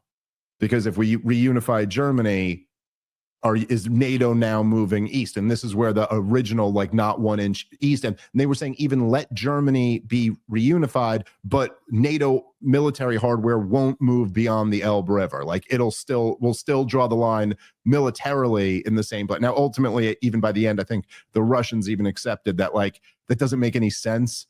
And like, how are you going to reunify Germany, but only the west half of it has NATO protection and not the eastern half of it? And anyway, one of the things that's interesting in that, if you read through the notes of the meeting, is that what they do in a sense to kind of get the Russians to fold and go like, okay, fine, like have Germany under NATO's umbrella, is that they keep like propose, like they float out the idea. They go, or maybe Germany could just be independent. Like maybe we could just have an independent Germany. And then that like sends shivers down everyone. Like the Russians are like, whoa, wait a minute, hold on. We don't like that. And so there is this interesting thing where like, we may not think of it that way. World War II seems like kind of ancient history, but to a lot of powerful people, and particularly this is in, 1990. So this is, it's 50 years or 45 years later, but they still, this war, 60 million people died in World War II. I think was 30 or 40 million of them died in Eastern Europe in the war between Russia and Germany. And so anyway, my point is that there's a lot of people are freaked out over the prospect of there being this pipeline of like Russia and Germany becoming allies and doing business together and all of this. And the concern, I think, is that could threaten U.S. dominance. And Donald Trump always fell right into that. And that's why he's bragging about, oh, yeah, I was the one who got them to stop being friends. But it's always amazing to me. I remember when I debated at Princeton University, it was the last Oxford-style debate I did. I debated Josh Hammer. And one of the points he was making was like bragging about the Abraham Accords and how successful Donald Trump was for working them out. And I just kind of made the point, I go, it's a little bit weird for you to brag about the Abraham Accords right now. Because like, I don't know if you've paid attention to the Middle East over the last couple of years. It's not going great. And so it's kind now, I'm not saying that like causation isn't correlation or whatever, but like it is a little bit strange.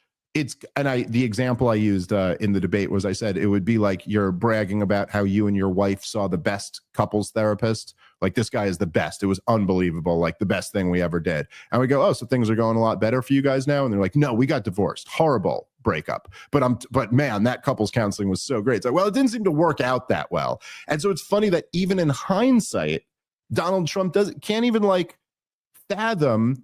And maybe it wasn't a good idea. Maybe we would have been way better off if Russia was more integrated with Europe. Maybe, you know what I mean? Like, why? It's just crazy. And I think certainly from my perspective, I go, okay, well, look, I don't care about the American empire, because we're not supposed to be an empire anyway. We're supposed to be a republic. And it's been nothing but a disaster for the American people that we've been an empire, not to mention for the countries that we dominate. But I just look at it on a human level and I go, okay, if the worst thing that ever happened in the history of the world was when Germany and Russia went to war, then it seems pretty great that they'd be friends. And of course, America comes in to go, no, let's ruin that. All right, guys, let's take a moment and thank our sponsor for today's show, which is American Financing. Prices for the last few years have been and continue to be high, and most people, unfortunately, have to reach for credit cards to cover bills. Credit card debt has reached an all-time high, and it's trapping Americans. This is where American Financing comes in. They can help homeowners pay off high-interest debt by using their home's equity. American Financing is a family-owned mortgage lender that's been around for 25 years. Their mortgage consultants are salary-based, so there's no incentive for them to put you in a loan that doesn't make sense. Their customers save an average of $800 a month when they call and let American Financing help them. You may be able to close in as little as 10 days, and you may be able to delay up to 2 mortgage payments, creating more savings up front. Call them today at 866-886-2026. That's 866-886-2026 or americanfinancing.net/Dave. On average, people just like you are saving $800 a month. Plus, they may close your loan in as little as 10 days, and you may be able to delay 2 mortgage payments, giving you a cushion in uncertain times. Once again, call today, 866-886-2026, 866-886-2026, or visit them online at americanfinancing.net/Dave. All right, let's get back into the show. So anyway, it's just all of it is, I found this question to be interesting. I found Trump's answer to be, terrible and kind of, I don't know, it illustrates something about, first off, how he still gets everything wrong about what led up to the war. And also just the more basic point that I've been harping on for a long time, that me and you have talked about for a while, Rob, that is just like, look, like the crimes that the government has committed are so profound. And you got all these people, Tulsi Gabbard and Dan Bongino and Kash Patel and Bobby Kennedy and Donald Trump himself, who have been making a living calling out these crimes, making their name off calling out these crimes. I mean, Donald Trump had a name, but you know what I'm saying. Even in the question here, Liam points out that it's like, yeah, you're the guy. You're the guy who called it out. Hey, I remember 2.5 years ago when this happened, and I remember you calling out that this was all bullshit, and yet all of you guys are in power now, and there's just no move. There's no move being made. By the way, Rob, I posted this something to this effect earlier on Twitter today, and I was assured by many Trump supporters, you got to give it time, dude. Got to be patient. All these guys are going to be brought to justice. And it's just like, how? I don't know. At what point are you just like, no, they're not. Sorry, I wish they were, but none of that's going to happen. You're just not a believer, Dave. That is the problem, I suppose. Well, and that is true. I am not a believer. I do not believe it at all. It's a tough pitch for why Russia, in a pre-Ukraine environment, isn't allowed to sell natural gas directly to Germany. Other than that you're representing American oil interests, or you think you got to keep down every single nation so that they can't acquire wealth. It's just a tough pitch, other than mercantilism. I don't understand how else you kind of justify not letting other countries freely trade with each other. Yep. No, that's exactly right. And also just that, on top of that, Germany had embraced all of these insane climate policies. So I think they got rid of a whole bunch of their nuclear power, maybe all of it. I don't remember. I remember reading about this years ago, but it was crazy. And then it's like, oh, here comes Vladimir Putin. I'll sell you some natural gas at a very reasonable price. And we're like, oh, so that you mean that would be really great for the people of Russia and the people of Germany. And then our role is to come in here and be like, no, stay poorer. Don't get richer. It's just horrible on every level. All right. You want to move on. I kind of, almost reluctantly, but I do want to talk a little bit about this Dave Portnoy story, because I just find it fascinating, and the reaction to it is crazy. So if you guys don't know, which I don't know that much about Dave Portnoy, I kind of tend to like him. I don't really know, that much. I don't really watch his content that much. I'm just too I'm too busy for sports content. I've just got too much work to do and got little kids and a wife who I try to hang out with every now and then. But I did grow up a big sports fan, and I still am. I watched the Knicks game the other night. Amazing. He beat the Celtics. But he does he's a sports company, and they do it's just it's dude stuff, I think, he does pizza rankings. Like he'll go to all the best pizza places in the country and rank their pizza, and then they cover like, you know, the football games and the shit like that. And that's like, even though I don't like really do that anymore, that's like kind of my type of thing. You know what I mean? Like when I was 20, I was watching everything on you know, ESPN. If I were 20 today, I'd probably be a huge Barstool Sports fan. And ranking pizza seems right up your alley, Rob. It seems like you were only like, you were a couple zigs when you zagged away from ending up there rather than here. But do you know the Barstool guys at all? Like, do you ever watch any other stuff? I think he's great. I don't follow everything. I certainly don't agree with all of his political opinions, but just as a radio guy, he's great. When you know, every once in a while, I end up on a wormhole of watching his pizza reviews. Every once in a while, he pops up on the news. He's funny. He's a great personality. That's not an endorsement of everything he says or does, nor do I watch all of it. But more often than not, when he comes across my feed, I'm like, oh, look, Dave Portnoy, and it's entertaining. Yeah, that's kind of how I've felt about him too. And then he I think I think there was this dynamic that happened to a lot of people. I'm speaking on my ass a little bit here because I don't really like follow him that closely. But I think, if I'm not mistaken, essentially what happened to him is what happened to a lot of people is over the years of like woke insanity. Like he was kind of like, oh, I'm not like political. I just want to like be over here and be a dude. And then like the woke people were like, well, that's actually a political statement to be a dude. And so you're our enemy. And then they, you know, like they almost like started attacking him about everything. And then he's a dude. So he's not a pussy. You know what I mean? So like once they started attacking him, it was like, no, fuck you, you know, and started like battling with the woke people. I love hey, I'm wealthy and it's awesome. And I built this company from scratch and that's awesome. I love that part of his thing. And he's such a winner. He got some massive payout from that gambling company and then bought back Barstool for like $1. And now he has full ownership plus all that money that he received on the buyout. Just winner shit. Yeah. Can't argue with any of that. So anyway, look, so I'm not coming at this as a guy who like doesn't like Dave Portnoy. You know what I'm saying? Like that. It's just that I do see. I don't know. I think there's like an inability that some people have of how to grapple with like the Jew hating stuff that they don't like, and I understand why they don't like it. I don't like it either. But I just like, I think ironically, I suppose, that a lot of the people who really prioritize like shutting down the Jew hatred, like we gotta handle this problem that people are saying mean shit about Jews. They go about it all wrong. And ironically, they end up being the ones who are really feeding that fire. Like, if you think this is a problem, you're making the problem much worse.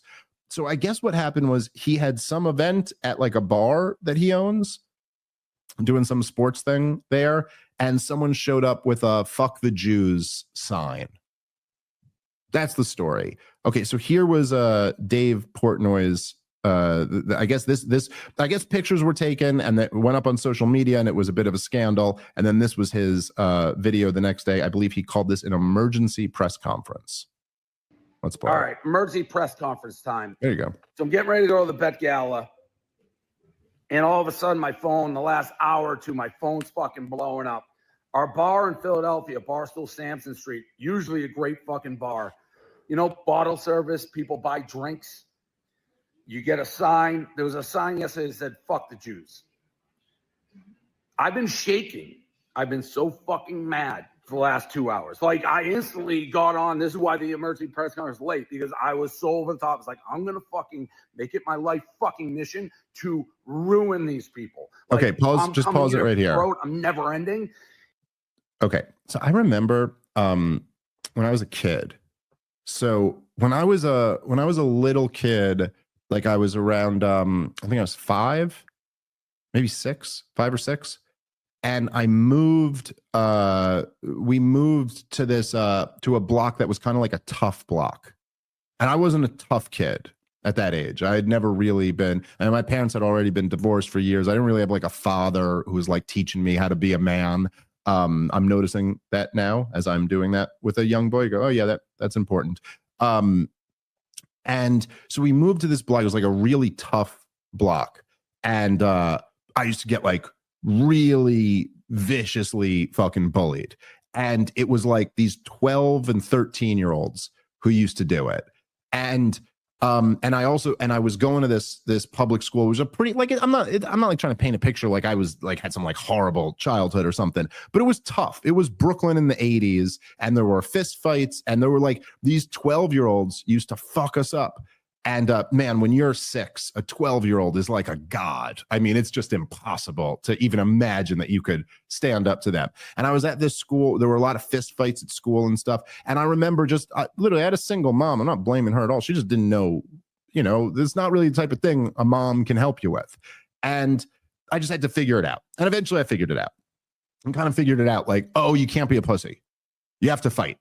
Like that's it. It's like, it sucks, but there's a very basic realization that a lot of men have when they're boys, that it's like, and I just had to figure it out myself, that it was like, oh, getting beat up is not as bad as just getting humiliated. Like it sucks, but you're also kids. They're not like, it wasn't an environment. I'm not like getting curb stomped here. You know what I mean? I'm going to get like punched in the stomach. It's like, it's not like, anyway, so I kind of figured out how to deal with bullies. So, okay, later in life, this is like much later in life. I think I was in the 5th grade or maybe the 6th grade. And then I went to like a very soft private school. So like I went to public school and then I went to private school. By the way,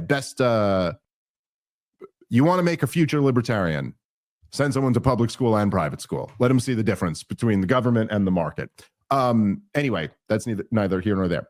I remember they brought in, this was like at the very beginning of like anti-bullying campaigns, and they brought in this chick, like a school psychologist or something like that gave us a talk on how to deal with bullies.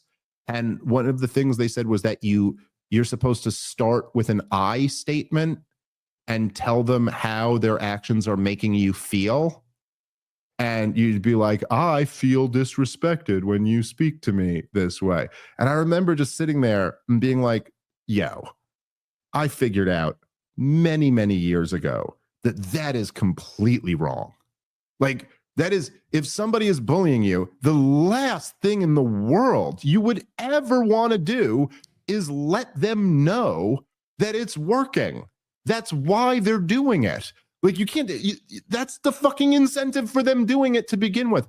And likewise, in this situation, it's just like, it's crazy to me to like, we're grown adults sitting here and you're like, oh, are you still, so I figured this out at 5. You haven't, to sit here and go, I was literally shaking because I'm so angry about this and this is so wrong. It's like, dude, that's the point. What do you think someone went to a bar in a public event with a fuck the Jews sign for? To blend into the crowd? Or do you think maybe they were trying to trigger a reaction out of you? So how counterproductive is it to just give them this reaction? Like, so now this has always been the dynamic, right? And it's like, it's so strange that it's so hard for people to figure this out, right?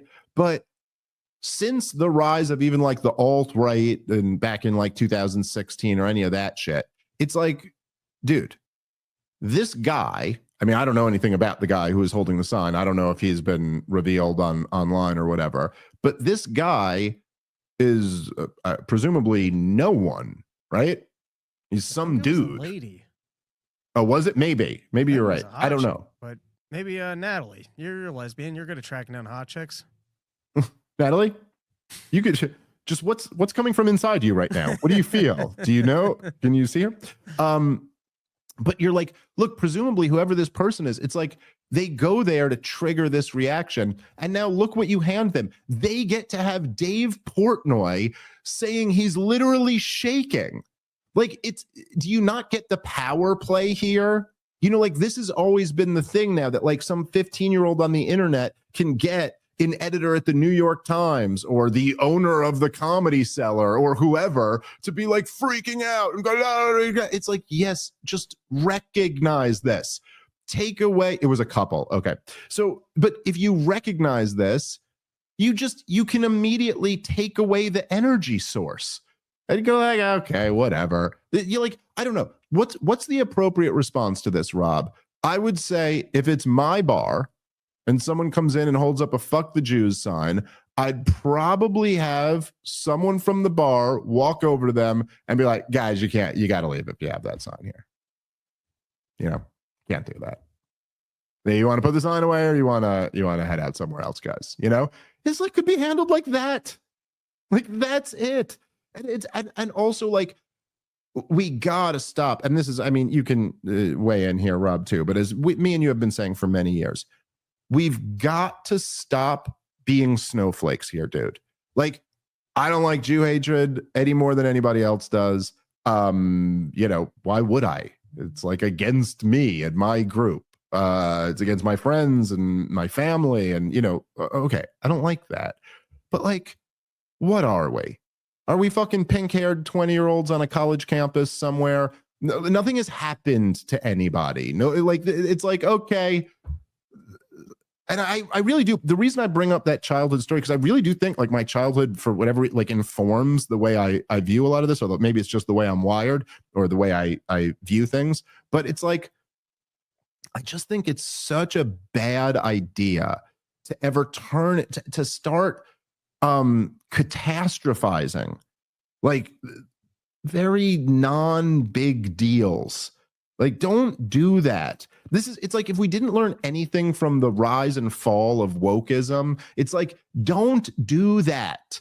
You don't, like, if you want people to actually be persuaded over to your side, if you want, like, if that's what you're attempting to do, then the last thing you want to do is be hysterical. And I'm sorry, the reaction to this is hysterical. That's all. Any thoughts, Rob? What? Yeah, I mostly agree with you. I think being not cool doesn't help. It's yeah, what are you gonna make? People shouldn't have signs. Fuck the Jews. You can make that statement. Hey, no coming into my bar with the sign. Fuck the Jews. You're not invited to do that here. Yeah, I mean, we're any group of people. It's like, yeah, come on, you can't do that. Like, I don't know, if you hold that up at a bar, you're probably going like, oh, we might get kicked out for doing this, and then they'd be like, listen, dude, you got to put that away, or you got to leave. All right, anyway, let's a little bit surprising that people feel comfortable enough. Like, I remember once outside of Grand Central, I saw some guy on some anti-Jew tirade, and I was a little surprised by the comfort level, and that I guess Jews are such pussies that they'll be like, oh, you shouldn't have the sign. Whereas, like, with other groups of people, if you pulled that shit, you might just get stomped out on the corner. So there is something a little bit you're talking Asians? I don't know about Asians. You could probably get away with Asians, but there's certainly some groups of people that if you decide to make a very public display in the Times Square area about your hatred of this group of people, I think you'd be, I'd be surprised that you felt comfortable doing so, and I'd be surprised. I'd take the over-under on how long until that sign at least gets torn up or someone protests it. So there is something a little bit surprising about that. People do have that comfort level to go to public places, with signs like that. I don't disagree with you on that, and there's no question. I mean, there's been a real rise in the amount of, like, hostility toward Jewish people on Twitter, for sure. And there's accounts with, like, a lot of followers who are way into that shit. And yeah, okay, so I guess that's a fair point, that, like, it is bleeding over to some degree where someone now feels comfortable enough to go do this at a Dave Portnoy event. I guess my main point is that, like, there's no way anyone did this without this being the intended reaction. Like, it's not as if they did this and then thought to themselves, like, I bet Dave Portnoy will love this. You know what I mean? Like, they're doing this knowing they're going to create that, and I think enjoying it. Hey guys, let's take a moment and thank our sponsor for today's show, which is Blackout Coffee. As I've told you before, I am a real coffee enthusiast and a bit of a coffee snob, and I love Blackout Coffee. I've been drinking their cold brew for weeks now. It is absolutely delicious. They're a great company filled with people who believe in liberty and free markets, and they do all of their roasting right here in the United States of America. So cut out the big corporations, cut out the middlemen, get your coffee from a company that loves freedom and makes it fantastic product. Go check them out right now at blackoutcoffee.com and make sure to use the promo code PROBLEM when you check out to get 20% off your first order. Go to blackoutcoffee.com/problem and make sure to use the promo code PROBLEM at checkout. That'll get you 20% off your first order. One more time, blackoutcoffee.com/problem, promo code PROBLEM for 20% off your first order. All right, let's get back into the show. Anyway, let's keep playing. And I just sat, and for the last 2 hours, I have been on the trail. Trust me, I've been on the trail. You think I'm going to put up with this shit at my bar? So I've been hunting down waitresses, the table who did it, and everything you can fucking name, because I want fucking consequences for fucking actions. So I'm not just sitting back like, oh, what are you going to know? Trust me, I have been on it. I believe the 2 waitresses responsible for the table already fired. I talked to one of them, one of the dumbest fucking humans I've ever talked to in my life. She's at a fucking dance recital. She's like, can I call you back in 20? No fucking honey, you fucking can't. This is your one chance to talk to me. Idiot, total idiot, this girl. I've talked to the guy, Mike Wade, who's tagged. Guess what? He wasn't even fucking there. I had this kid basically in tears turning state witness to me, rolling on the people who were there. I've talked to one of the 2 guys who fucking did it. He's like, I'm not anti-Semitic. He's basically crying to me. And I'm just like, I don't fucking buy it for a second. Who the fuck would do that sign in my fucking bar? You think I'm just going to sit here? I'm going to make it my fucking mission to put you in lights. My fucking mission. Kid's crying. I just hung up on his ass. I go, I'm giving you 1 fucking hour. 1 fucking hour. 2 kids go to temple. Tell me, how do I make this fucking right before I go fucking ape shit? You want to take anti-Semitism classes? You want to do whatever? You make it feel right. I don't need your fucking tears. The Mike Wade kid wasn't even fucking there. Wasn't in the bar. We got the footage. He's not even fucking bar. Trust me, they're pulling the footage. They're doing this. I'm 20 steps ahead. I'm using everything. I'm like, I am going to come for your fucking throat unless you give me answers. The 2 girls at the bar, idiots. This one girl, one of the waitresses, I just told her, like, you're the dumbest motherfucker I've ever talked to. 25 years old, going on fucking 2, you fucking dumb fuck. What I'm saying is I'm getting All right, so let's just pause it for a second here. Okay, I mean, that's it. You can cut that video off. That's basically it. But it's like, dude, isn't talking to a 25-year-old girl like that kind of fucked up who works for you? None, right? He's saying this is a waitress at his bar.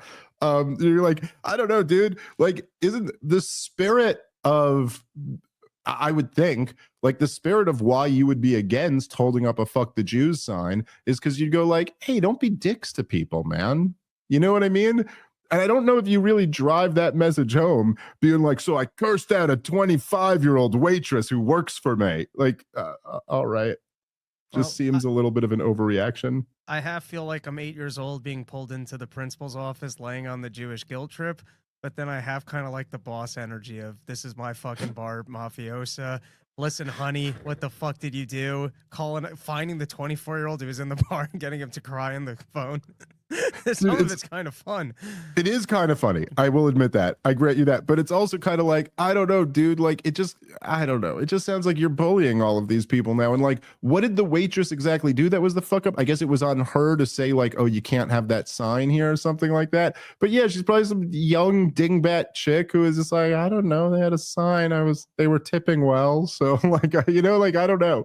Anyway, let's go to the second video because this actually gets funnier to me and just more ridiculous. But let's go to the other video because that's the first video he made. Then there's an update. By the way, I've lost track. I think there's like 7 more update videos, but let's go to the next one because this was particularly funny to me. Natalie, can you pull up the video of the actual incident? Do you have it? Oh, yeah. That's probably a good idea. Yeah, let's get... Here, let's. I mean, you can play this first and see if you can track it down. Let's do this and then see. So she has some time. Let's see if we could find the video of the incident. But I really think I just saw a still picture, and it's just someone holding up a "fuck the Jews" sign.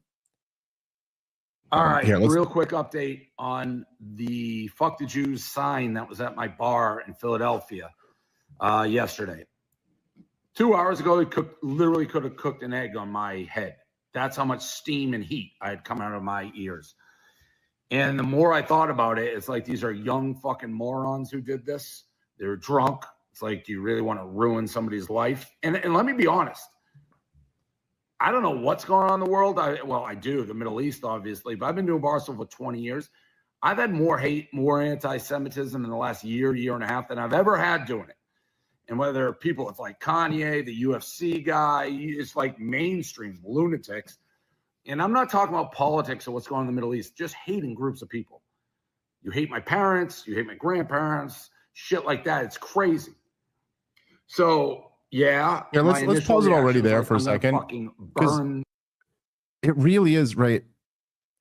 Look, man, it's just like, you even say it there yourself without really thinking about it. But it's like, yeah, I've never seen it like the way it's been the last year, the last 18 months. Like, yeah, that's kind of the thing, right? And this has been like one of my messages that I've really been trying to get out there for the people who are very concerned about the rise in Jew hatred, is that it's like, yeah, dude, like, maybe it is the case that this policy is going to come with this blowback. And that is not the same thing as justifying the blowback or excusing it. I think people are responsible for their actions, and like, it's a fucked up thing to do, to go bring this sign to a bar. Now, I will also say it's an insane thing to even consider the possibility of, should I ruin a young person's life for this crime? I mean, that is fucking insane. Like, the fact that Portnoy even has to go, I was thinking I should ruin their lives, but now I'm going in a different direction, is like, yo, that's a crazy. I don't know. That's also, I think, my mentality, Rob. Like, I'm just old school. Like, I could understand going, I'm going to punch this kid in the mouth for doing this. I cannot understand going, I'm going to ruin this person's life. Like, that to me is just too nutty.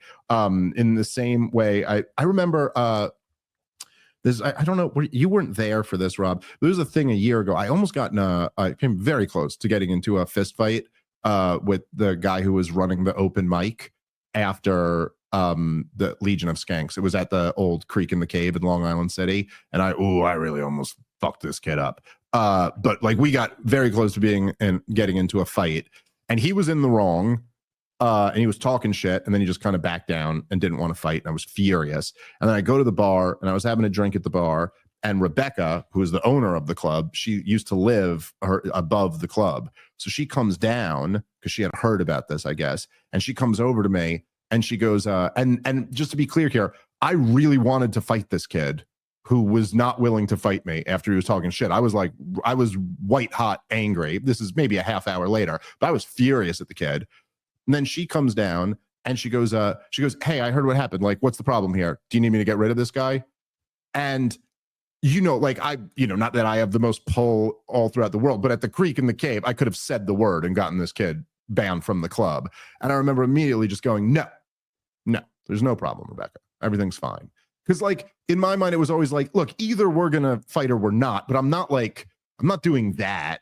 I'm not trying to, like, tell on you so that your, like, livelihood is hurt in some way. That just seems wrong. And so anyway, I think that reaction is crazy. But look, in the same way that I think it's like fairly easy to recognize that, like, if we're going to have this policy of, say, bombing Muslim countries, and this involves killing a lot of innocent people, then we are going to deal with a bunch of Muslims who want to kill us. Like, that's one of the things that comes along with that policy. That doesn't justify terrorism. That doesn't mean Osama bin Laden was the good guy, but it does mean it's an understandable, predictable consequence of killing a lot of innocent people, is that the people who were close to them are going to be ready to kill you. And in the same sense, you just go, if you see this rise in anti-Semitism over the last year to 18 months, it is quite reasonable to say that maybe this is a result of a policy. Otherwise, why has it been rising? Is it a pure coincidence that it's been rising as we are backing Israel's destruction of Gaza? And then, if you're really concerned about the rise of Jew hatred, maybe think about what's going to happen if we get sucked into a war with Iran on behalf of Israel and what this country ends up looking like. Or if we are to help the Israelis ethnically cleanse Gaza after this campaign is over, what that's going to do here. Do you think Jew hatred goes up or down as a result of that? And anyway, this is just like I think that, as I've been saying for a long time now, I think that if you want to see less people who hate Jews, which I certainly do, and, you know, it may not be my number one priority. I think there are other outrages that rise above someone holding a sign at a bar. But if you want to see less of that, you can't just be like, you can't give in to the outrage that they are trying to generate.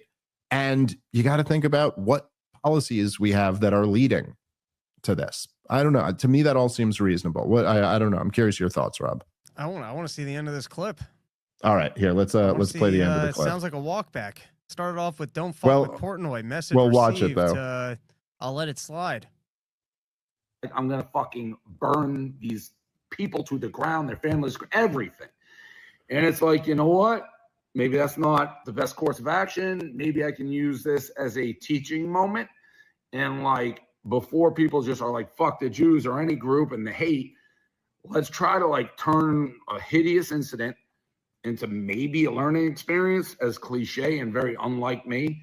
But I talked to both the culprits who I know are super involved in it, talk to the families. I'm sending these kids to Auschwitz. They've agreed to go. That's, of course, the Holocaust concentration camp.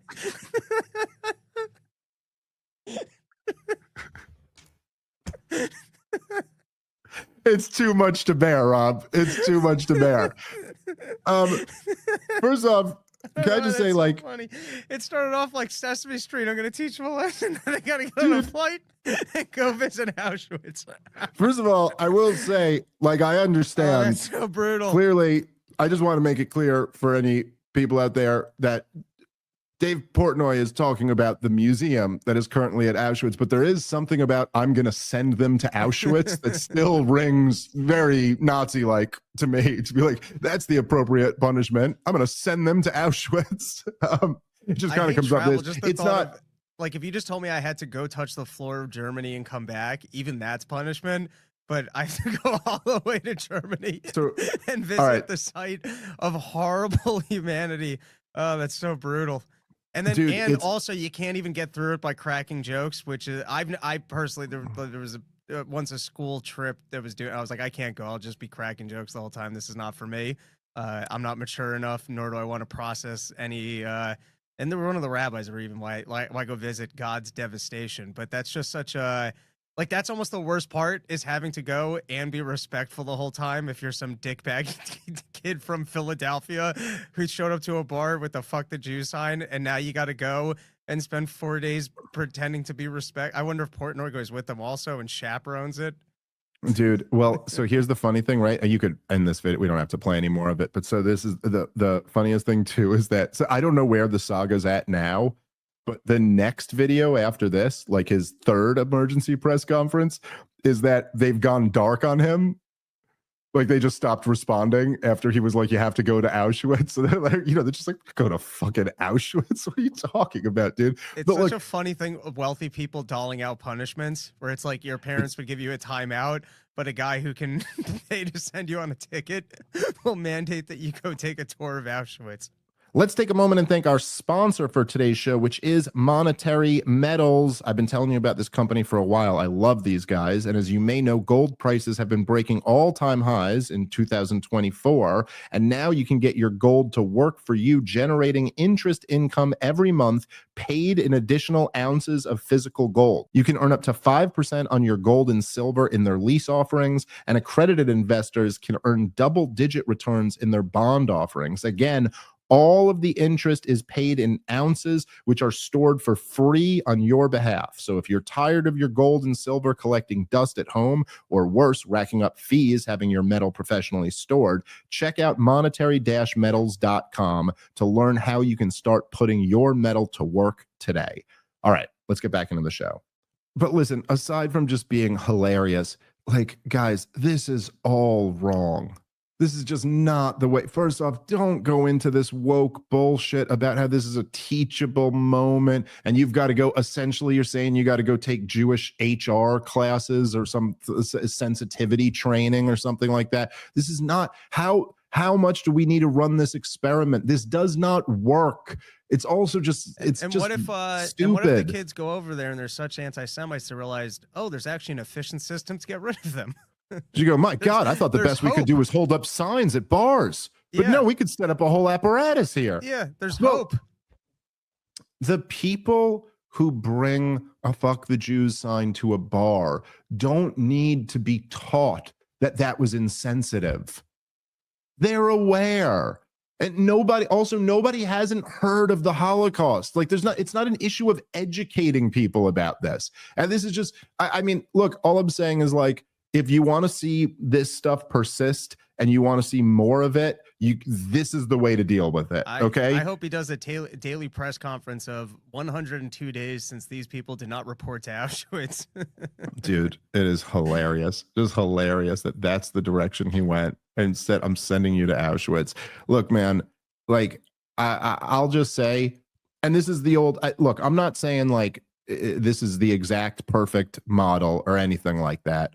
But there was that Daryl Davis guy, and he was this black dude, and he was famous for converting people out of the Ku Klux Klan, and he would he would collect their hoods and like keep their hoods. I forget how many he's got, but he's got like 20 hoods or something like that of like all these guys who used to be in the Klan who he convinced out of it. And the way he would do it is he would have dinner with them, and he wouldn't even talk about the fucking Klan. And he wouldn't even he wouldn't get it. He wasn't angry at them. He wouldn't preach to them. They wouldn't talk politics, nothing like that. They just break bread and have some dinner. Like, he would just be cool. And then, because he was being cool and he was black, eventually they kind of started going like, shit. And then, like, I think as he built a rapport with them, he would just kind of let them know like how much that hurt him. You know what I mean? He was like, that's like really hurtful to me that you be a part of this organization, and then let them do all. I'm saying, I'm not saying that's the perfect dynamic. I'm just saying this ain't it. This ain't it. You're not forcing under duress clearly here, right? Like, it's not like, hey, I'd really like to educate you about this and I'd like to bring you here to Auschwitz. It's like, hey, I could either ruin your fucking life or you could go here to, that's not the way. That's not how you convert people. It's like, step number one, be cool. Step number one is like, be a decent person. Treat people with decency, okay? Step number two, don't catastrophize things. Don't make them a bigger deal than they are. Then you lose all credibility. The thing is, like, you could just go, like, you could just call it what it is. Be like, come on, man. Like, that's not cool to do that. And then you could just have a conversation with people. Like, they're human beings too. What would have been way more interesting to me than any of this would be like, interview these guys. And you could even hold them accountable. But again, follow my rules. Follow the Dave Smith rules here. You're not going to be there. How could you? My God. But it's just start a conversation. You don't even have to talk about this. Start talking about sports with them for a little bit. And then get into this. And then just be like, hey, dude, if you're like a fan of my thing, you come into my bar, this really caused me a whole headache. Also, I'm Jewish. It's kind of like personally insulting to me. I guarantee you have a much better shot at results attacking it that way than you do with this stuff. But this one was more hilarious, so I'll give you that. All right, got to wrap up there. We'll be back with a brand new episode tomorrow. Thank you everybody for listening. Catch you then. Peace.